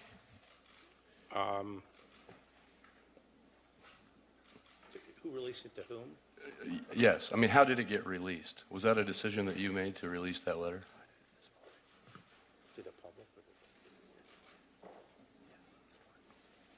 Yeah, I think the department provided it this morning. Okay, oh no, excuse me, I mean to the Washington Post. How did the Washington Post get the letter? I don't know. That's what I thought. Well, let's talk about the letter for a moment. You indicated that... I assume the Washington Post got it from the Department of Justice. Yeah, well, I think we need to find that out. But we can get into that later. If you're not aware, then let's move on to other aspects of the issue. You indicated that you did not feel you needed to release as much as Mr. Mueller thought you needed to release at the outset. You gave a summary of the conclusions, and he apparently wanted to see the summaries of each section that he had put together released, correct? Yes. Could you go over again the reason why you responded to him when he asked you to release portions of the report before you released it in its entirety? Yes. This was on the conversation on Thursday, the day I got his letter. And I said that I didn't want to put out, it was already several days after we had received the report, and I had put out the 4-page letter on Sunday. And I said, I don't want to put out summaries of the report.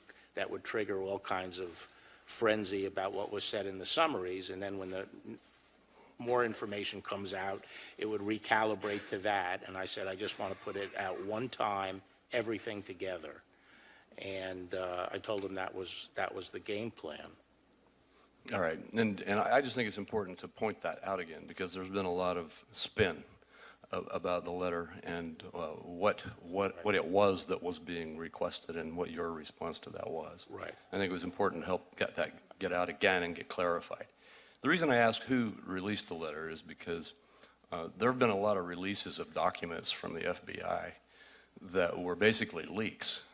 And I was just curious as to whether that letter was a leak. I'm not asking you that to go into that. I think what happened, I mean, I hope my people jump me if I'm wrong on this, but I think the fact of, the information about Mueller's concerns were leaked, and I think some news organizations were starting to ask about that. And so then the letter was in that released. context, I think the letter was provided. Is that accurate? So there were leaks, at least about the concerns and the conversations that you had had. Yes. That gets back to the broader question of leaks that I want to get into now. And you've had a number of people, senators, have asked you about the perceived bias at the FBI.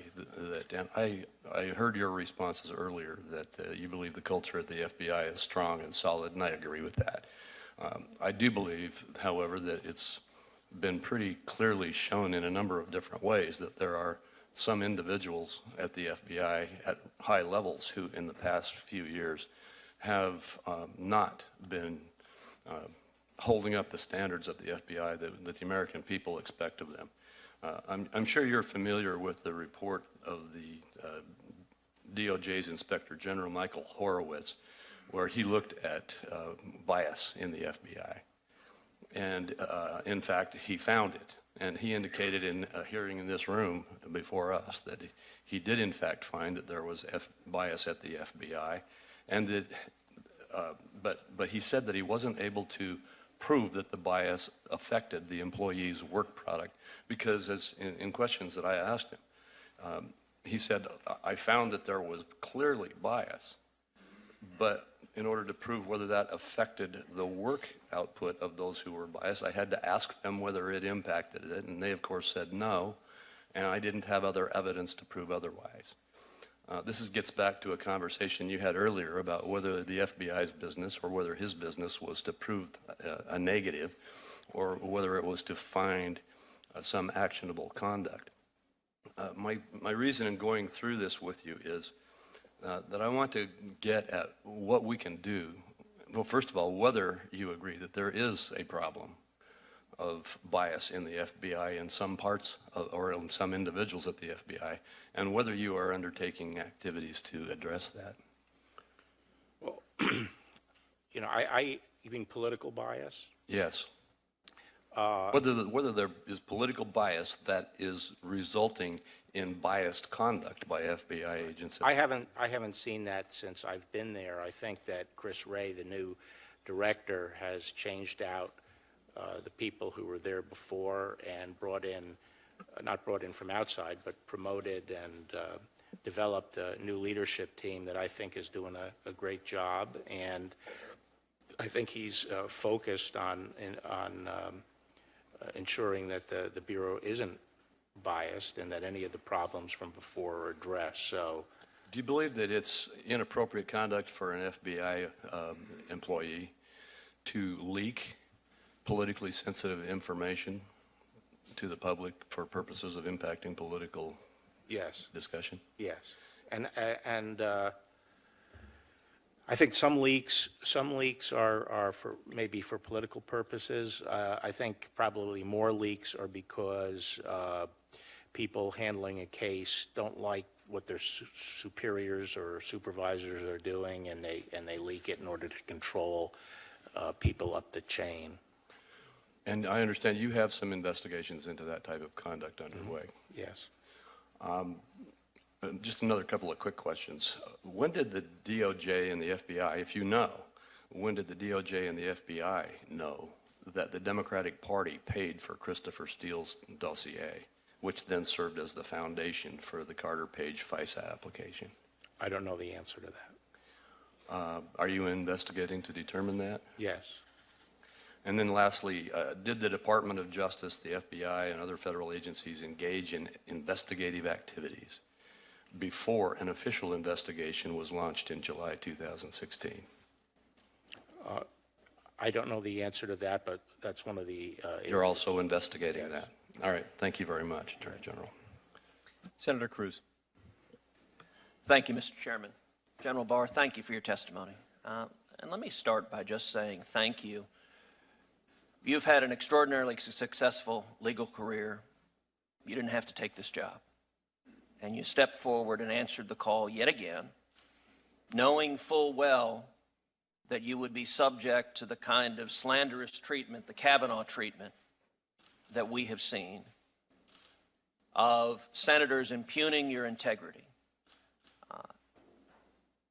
And I, for one, am grateful that you answered that call and are leading the Department of Justice both with integrity and fidelity to law. That is what the nation rightly expects of our Attorney General, and I believe you are performing that very ably.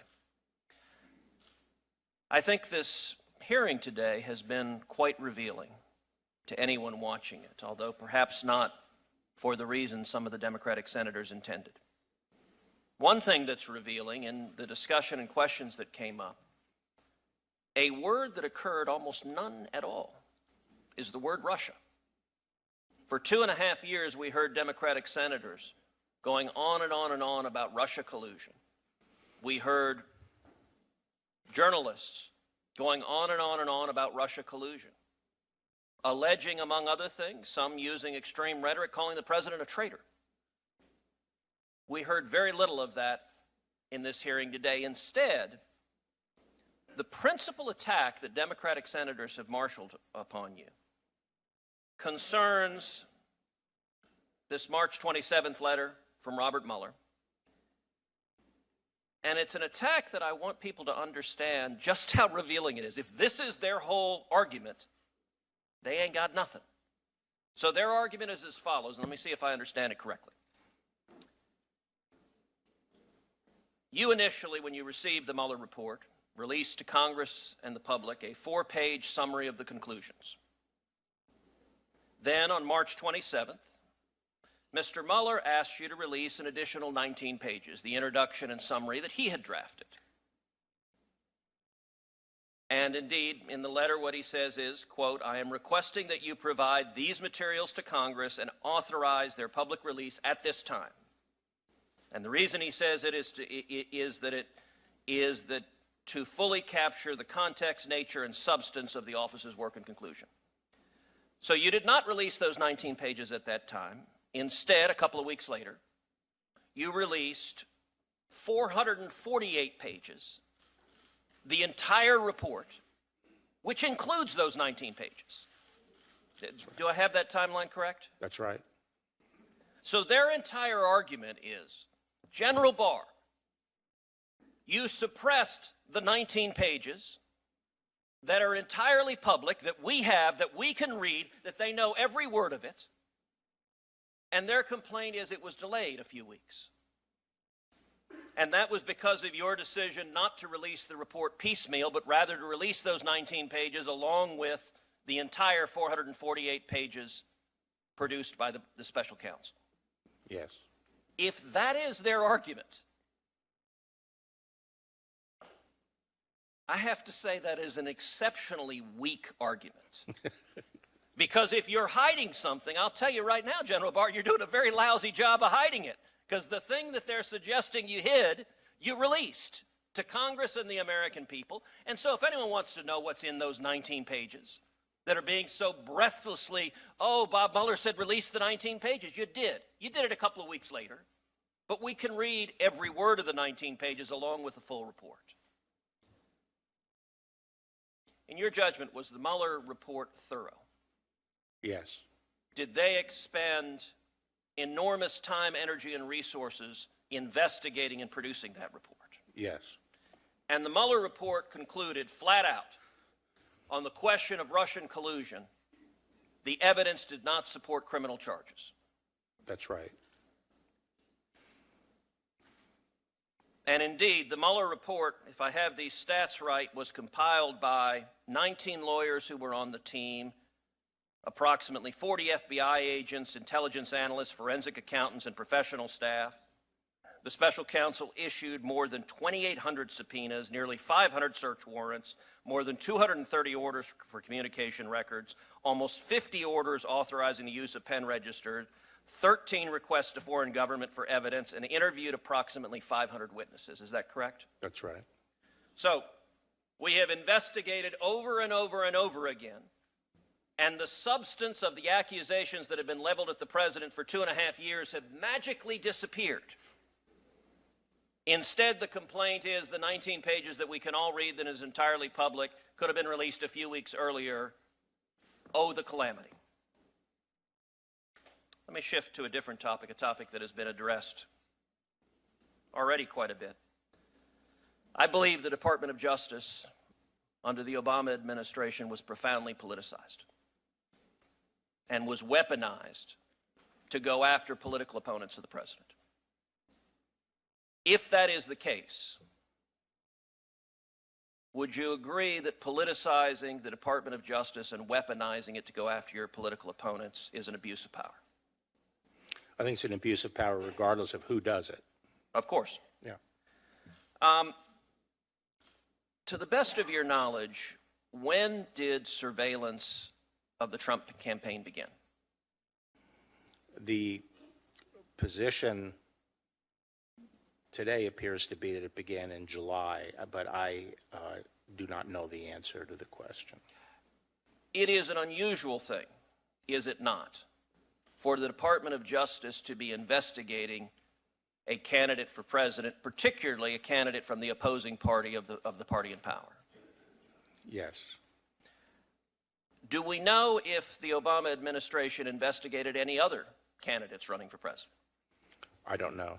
Do we know if they wiretapped Well, any I'm other? sorry, I guess they were investigating Hillary Clinton for the email thing. Do we know if there were wiretaps?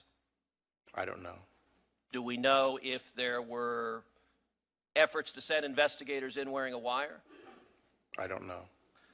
So, General Barr, I would urge, you have had remarkable transparency. You promised this committee you would with regard to the Mueller report. You promised this committee and the American people you would release the Mueller report publicly. You have released the report. Anyone can read it. It's right here.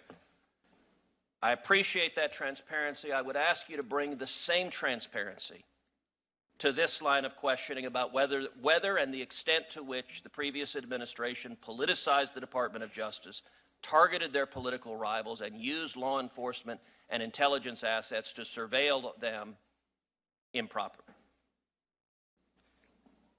Thank you. So that's the end of the first round. We have votes, I think, at 3. I think there are 4 votes. But what I'd like to do is just, can you go for a few more minutes here? You're okay? You all right? Yes. Okay, good. Senator Leahy, you're next. We'll do 3-minute second rounds. Senator Feinstein noted that she felt the FBI would be derelict in duty if it did not investigate after learning from Australia, not the Trump administration, but Australia. The Trump campaign knew Russia had stolen Democratic emails before the victims knew. And they were told the Russians could assist in a campaign with the stolen emails. The FBI was right to look into it. That resulted, of course, in 37 indictments. But let me ask you, Mr. Barr, in your March 24 letter, you claim that the lack of evidence of an underlying crime bears on whether the president had the requisite intent to commit obstruction of justice. Well, there are numerous reasons why somebody might interfere with investigations. Most critically, an interference may prevent the discovery of an underlying crime. So interfering, you might not know if there's a crime. But the special counsel did uncover evidence of underlying crimes here, including one that directly implicated the president. And didn't we learn, due to the special counsel's investigation, that Donald Trump is known as Individual 1 in the Southern District of New York, directing hush payments as part of a criminal scheme to violate campaign finance laws? That matter was discovered by the special counsel referred to the Southern District of New York. Is that correct? Yes. Thank you. And we have the Mueller report references a dozen ongoing investigations stemming from the special counsel's investigation. Will you commit that you will not interfere with those investigations? Sorry. Can you say? Do you commit that you will not interfere with the dozen ongoing investigations? I will supervise those investigations as Attorney General. Will you let them reach natural conclusions without interference from the White House? Let me put it that way then. Yes. Thank you. Did you, yeah, as I said when I was up for confirmation, part of my responsibility is to make sure there is no political interference in cases. Well, and you've testified a number of things, and that's why I'm double checking. You, in the Appropriations Committee, I asked you whether Mr. Mueller expressed any expectation or interest in leaving the obstruction decision to Congress, and you testified he didn't say that to you. Actually, as you said, he didn't say that to me. Right. But then he has numerous references in his report to Congress playing a role in deciding whether the president committed obstruction of justice. So I know you testified many times, but that testimony was not correct. That's not correct. I think it is correct. I mean, I don't, he has not said that he conducted the investigation in order to turn it over to Congress. That would be very inappropriate. That's not what the Justice Department does. He included numerous references, report to Congress playing a role in it. Volume 2, page 8, conclusion that Congress may apply the obstruction laws to the President's corrupt exercise of the powers of office in accordance with our constitutional system of justice. Yeah, I don't think Bob Mueller was suggesting that the next step here was for him to turn this stuff over to Congress to act upon. That's not why we conduct grand jury investigations. And President Trump, I am correct in my earlier statement, never allowed anybody to interview him directly under oath. Is that correct? I think that's correct. Even though he said he was ready to testify. Thank you. Well, could I? Sure. A point you raised about the absence of a underlying crime. One point I was trying to make earlier is the absence of an underlying crime doesn't necessarily mean that there would be other motives for obstruction, although it gets a little bit harder to prove and more speculative as to what those motives might be. But the point I was trying to make earlier is that in the situation of the president, who has constitutional authority to supervise proceedings, if in fact a proceeding was not well-founded, if it was a groundless proceeding, if it was based on false allegations, the president does not have to sit there constitutionally and allow it to run its course. The president could terminate that proceeding, and it would not be a corrupt intent because he was being falsely accused, and he would be worried about the impact on his administration. That's important because most of the obstruction claims that are being made here, or episodes, do involve the exercise of the president's constitutional authority, and we now know that he was being falsely accused. I don't agree with that, but that's okay. Thank you. General Mueller, I have two questions, if you don't mind. The Mueller, General Barr, I have two questions. The Mueller report describes the reasons why the FBI opened a counterintelligence investigation in July 2016 into Russian election interference. There have been many references to why they would do such a thing. By that date, the Democratic National Committee server had been hacked and Russians had been deemed responsible. Some of the stolen emails had been released by WikiLeaks. A foreign government, the Australian government, had told our FBI that Trump foreign policy aide George Papadopoulos said he'd been contacted by a person on Russia's behalf offering to assist the Trump campaign by releasing information damaging to Hillary Clinton. That was all in the Mueller report.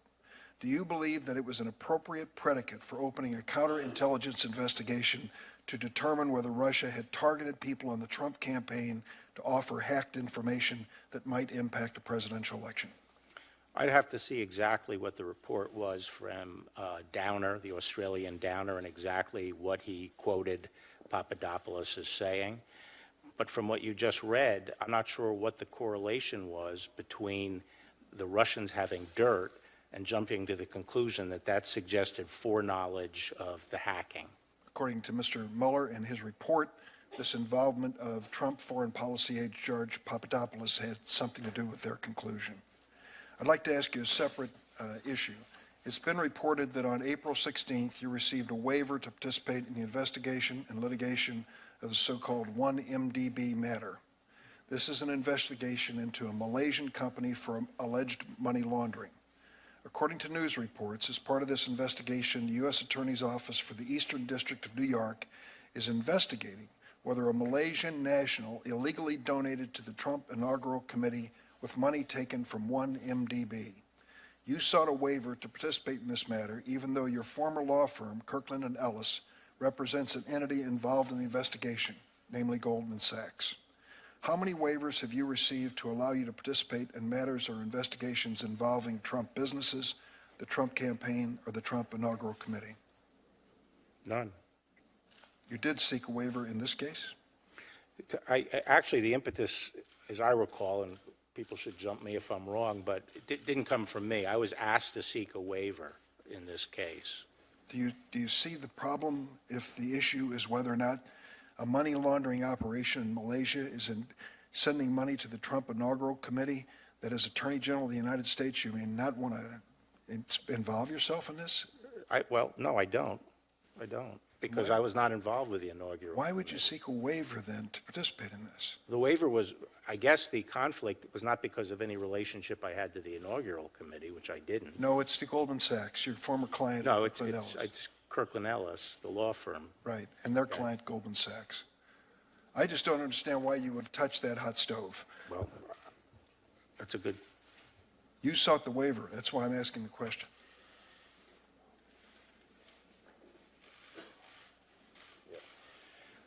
the criminal division actually asked me to get a waiver because of the importance of this investigation overall. I was requested by the criminal division. I didn't seek it. The impetus did not come from me. And who would that be that made that recommendation to you? I am told it was the criminal division. Mr. Benchkowski?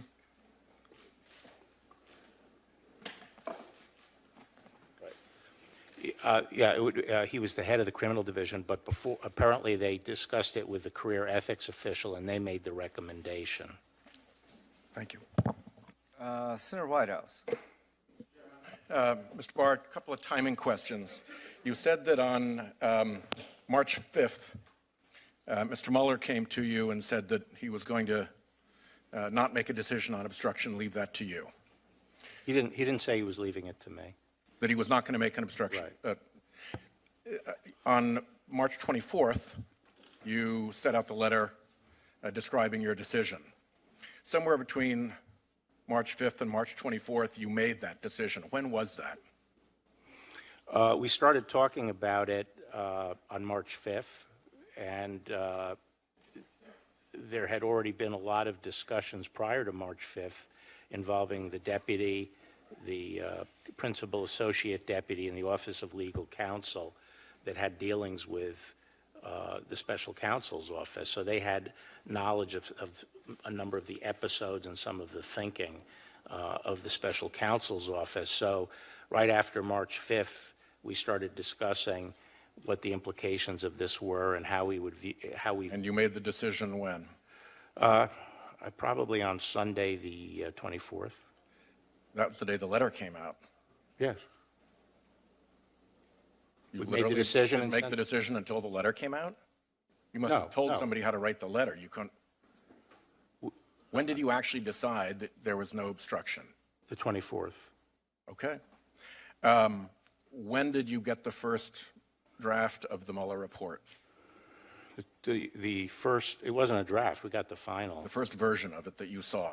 Well, the only version of it I saw. Okay, the only version of it you saw. When you do first? The 22nd. The 22nd. Now, you told Senator Harris that you made your decision on the obstruction charge, you and Rosenstein, based on the Mueller report. Do I correctly infer that you made that decision then between the 22nd and the 24th? Well, we had a lot of discussions about it before the 22nd, but the final decision was made on the 24th. And you didn't We had more, see we the had more Mueller than 2.5 report until days. the 22nd. We had more than 2.5 days to consider this. OLC had already done a lot of thinking about some of these issues, even before we got the report, and even before March 5th. They had been in regular contact. The department had been in regular contact with Mueller's people and understood, you know, So a lot of their thinking. the OLC was looking into the Mueller investigation while it was going on and witting of the evidence that they were gathering on obstruction before you saw the Mueller. My understanding, you know, I wasn't there, okay, but my understanding is that the deputy and the what we call the PADAG, the principal associate deputy, were in regular contact with the Mueller's team, and we're getting briefings on evidence and some of their thinking and some of the issues. Did they know enough to know? And OLC was brought into some of those discussions. Did they know enough to know it might need to be redacted before they saw the 322 No. report? The problem we had is we could not identify the 6E material when the report came over. We needed the help of Bob Mueller's team to do that. And lastly, can you assure me that nothing related to obstruction or the Mueller report was discussed at your Office of Legal Counsel brown bag lunch on June 27th? Nothing about what? Nothing about the obstruction issue and nothing about the Mueller report itself was discussed when you had a brown bag lunch on June 27th with OLC? Yeah, I mean, we didn't discuss anything having to do with the Mueller report or Mueller's eventual position on obstruction. Did you discuss your obstruction memo? I forgot if it was then, but I think I've previously said that I mentioned that I had a memo and was sending it to You have head not. of OLC. You have not yet said that it was mentioned at this OLC. I don't think. Well, it was not at the brown bag lunch. No. My time is up. Okay, the vote has started. We're going to split the time between Senator Klobuchar and Senator Blumenthal. We'll try to go, they won't hold the vote open too long, but let's start with Senator Klobuchar and see if we can do this. Thank you. Mr. Attorney General, on April 27th, President Trump stated, Mueller, I assume, for $35 million, he checked my taxes and he checked my financials. Is that accurate? Did the special counsel review the president's taxes and the Trump organization's financial statements? I don't know. Can you find out if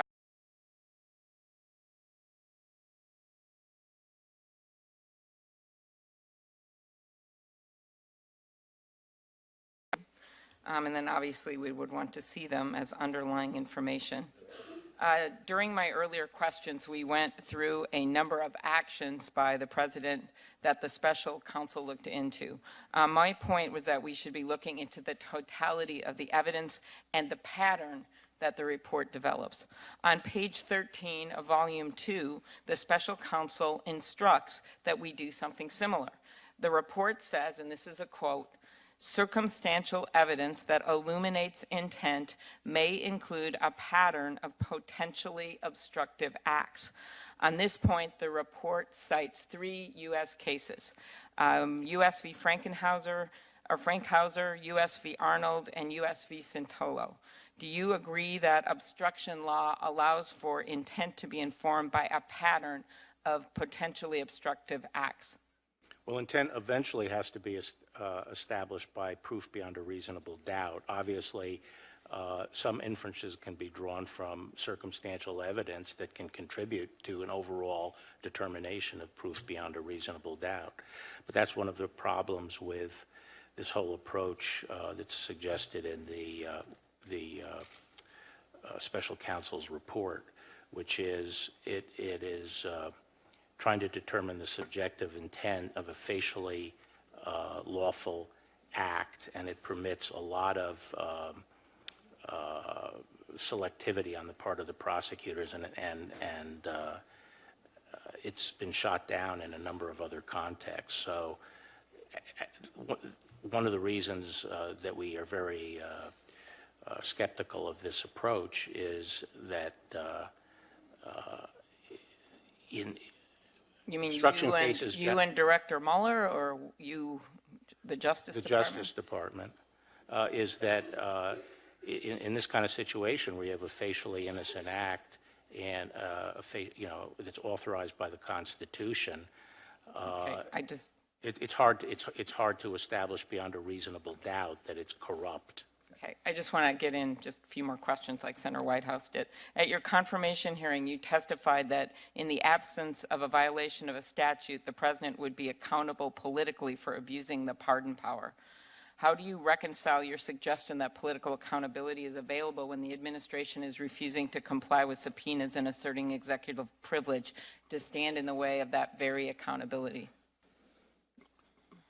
As to a pardon? No, this was about in your confirmation hearing. You said in the absence of a violation of a statute, the president would be, quote, accountable politically, end quote, for abusing the pardon power if he did. But your question really is abusing any power, not just the pardon power? Mm-hmm. Is that what you're saying? Mm-hmm. Well, I mean, it's hard to evaluate that. presidents have been held accountable before, and as have other office holders. Okay, last question. Are the president's actions detailed in this report consistent with his oath of office and the requirement in the Constitution that he take care that the laws be faithfully executed? Is what consistent with that?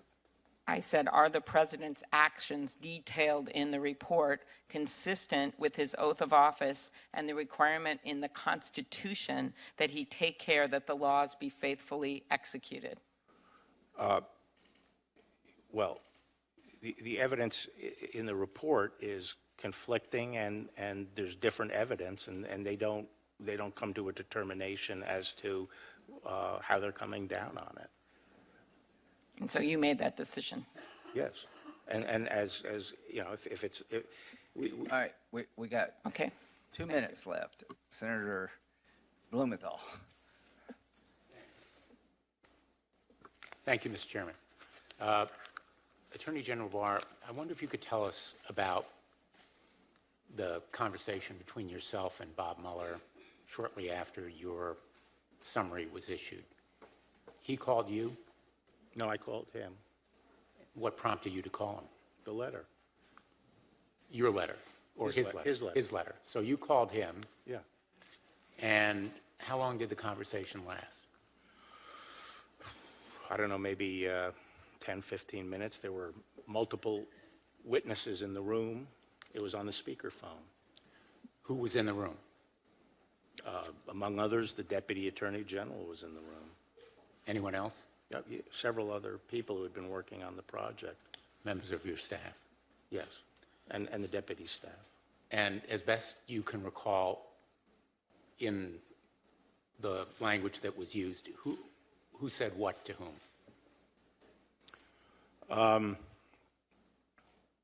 I said, Bob, what's with the letter? You know, why don't you just pick up the phone and call me if there's an issue? And he said that they were concerned about the way the media was playing this and felt that it was important to get out the summaries, which they felt would put their work in proper context and avoid some of the confusion that was emerging. And I asked him if he felt that my letter was misleading or inaccurate, and he said no, that the press, he felt that the press coverage was, and it was, and that a more complete picture of his thoughts and the context and so forth would deal with that. And I suggested that I would rather just get the whole report out than just putting out stuff seriatim and piecemeal. And but I said I would think about it some more. And the next day I put out a letter that made it clear that no one should read the March 24th letter as a summary of the overall report, and that a full account of Bob's Mueller's thinking was going to be in the report, and everyone would have access to it. But there's nothing in Robert Mueller's letter to you about the press. His complaint to you is about your characterization of the report, correct? Well, the letter speaks for itself. It does. And in fact, in response to your question, why not just pick up the phone? This letter was an extraordinary act. A career prosecutor rebuking the Attorney General of the United States, memorializing in writing, right? I know of no other instance of that happening. Do you? I don't consider Bob at this stage a career prosecutor. He's had a career as a prosecutor. Well, But he's a very eminent prosecutor. He was the head of the FBI for 12 years. He's a career He's had a law enforcement professional. Right. Yep. I know of no other instance of. But he was also a political appointee, and he was a political appointee with me at the Department of Justice. The letter's a bit snitty, and I think it was probably written by one of his staff people. Did you make a memorandum of your conversation? Huh? Did you make a memorandum? No, I didn't Or make did a anyone else? memorandum. What? Did anyone either you or anyone on your staff memorialize your conversation with Robert Mueller? Yes. Who did that?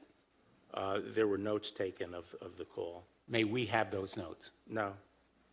Why not? Why should you have them? I'll tell you, we got to end this, but I'm going to write a letter to Mr. Mueller, and I'm going to ask him, is there anything you said about that conversation he disagrees with?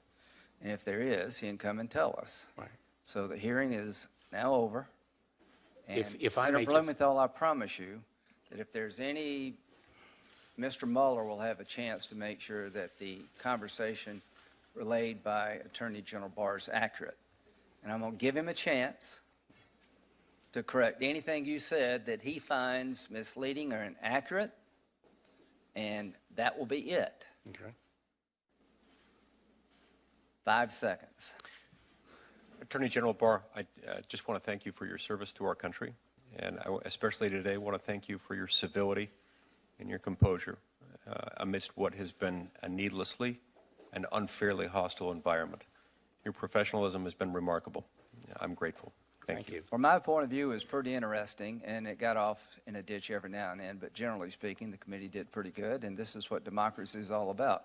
Thank you for being our Attorney General. Thank you, Mr. Chairman.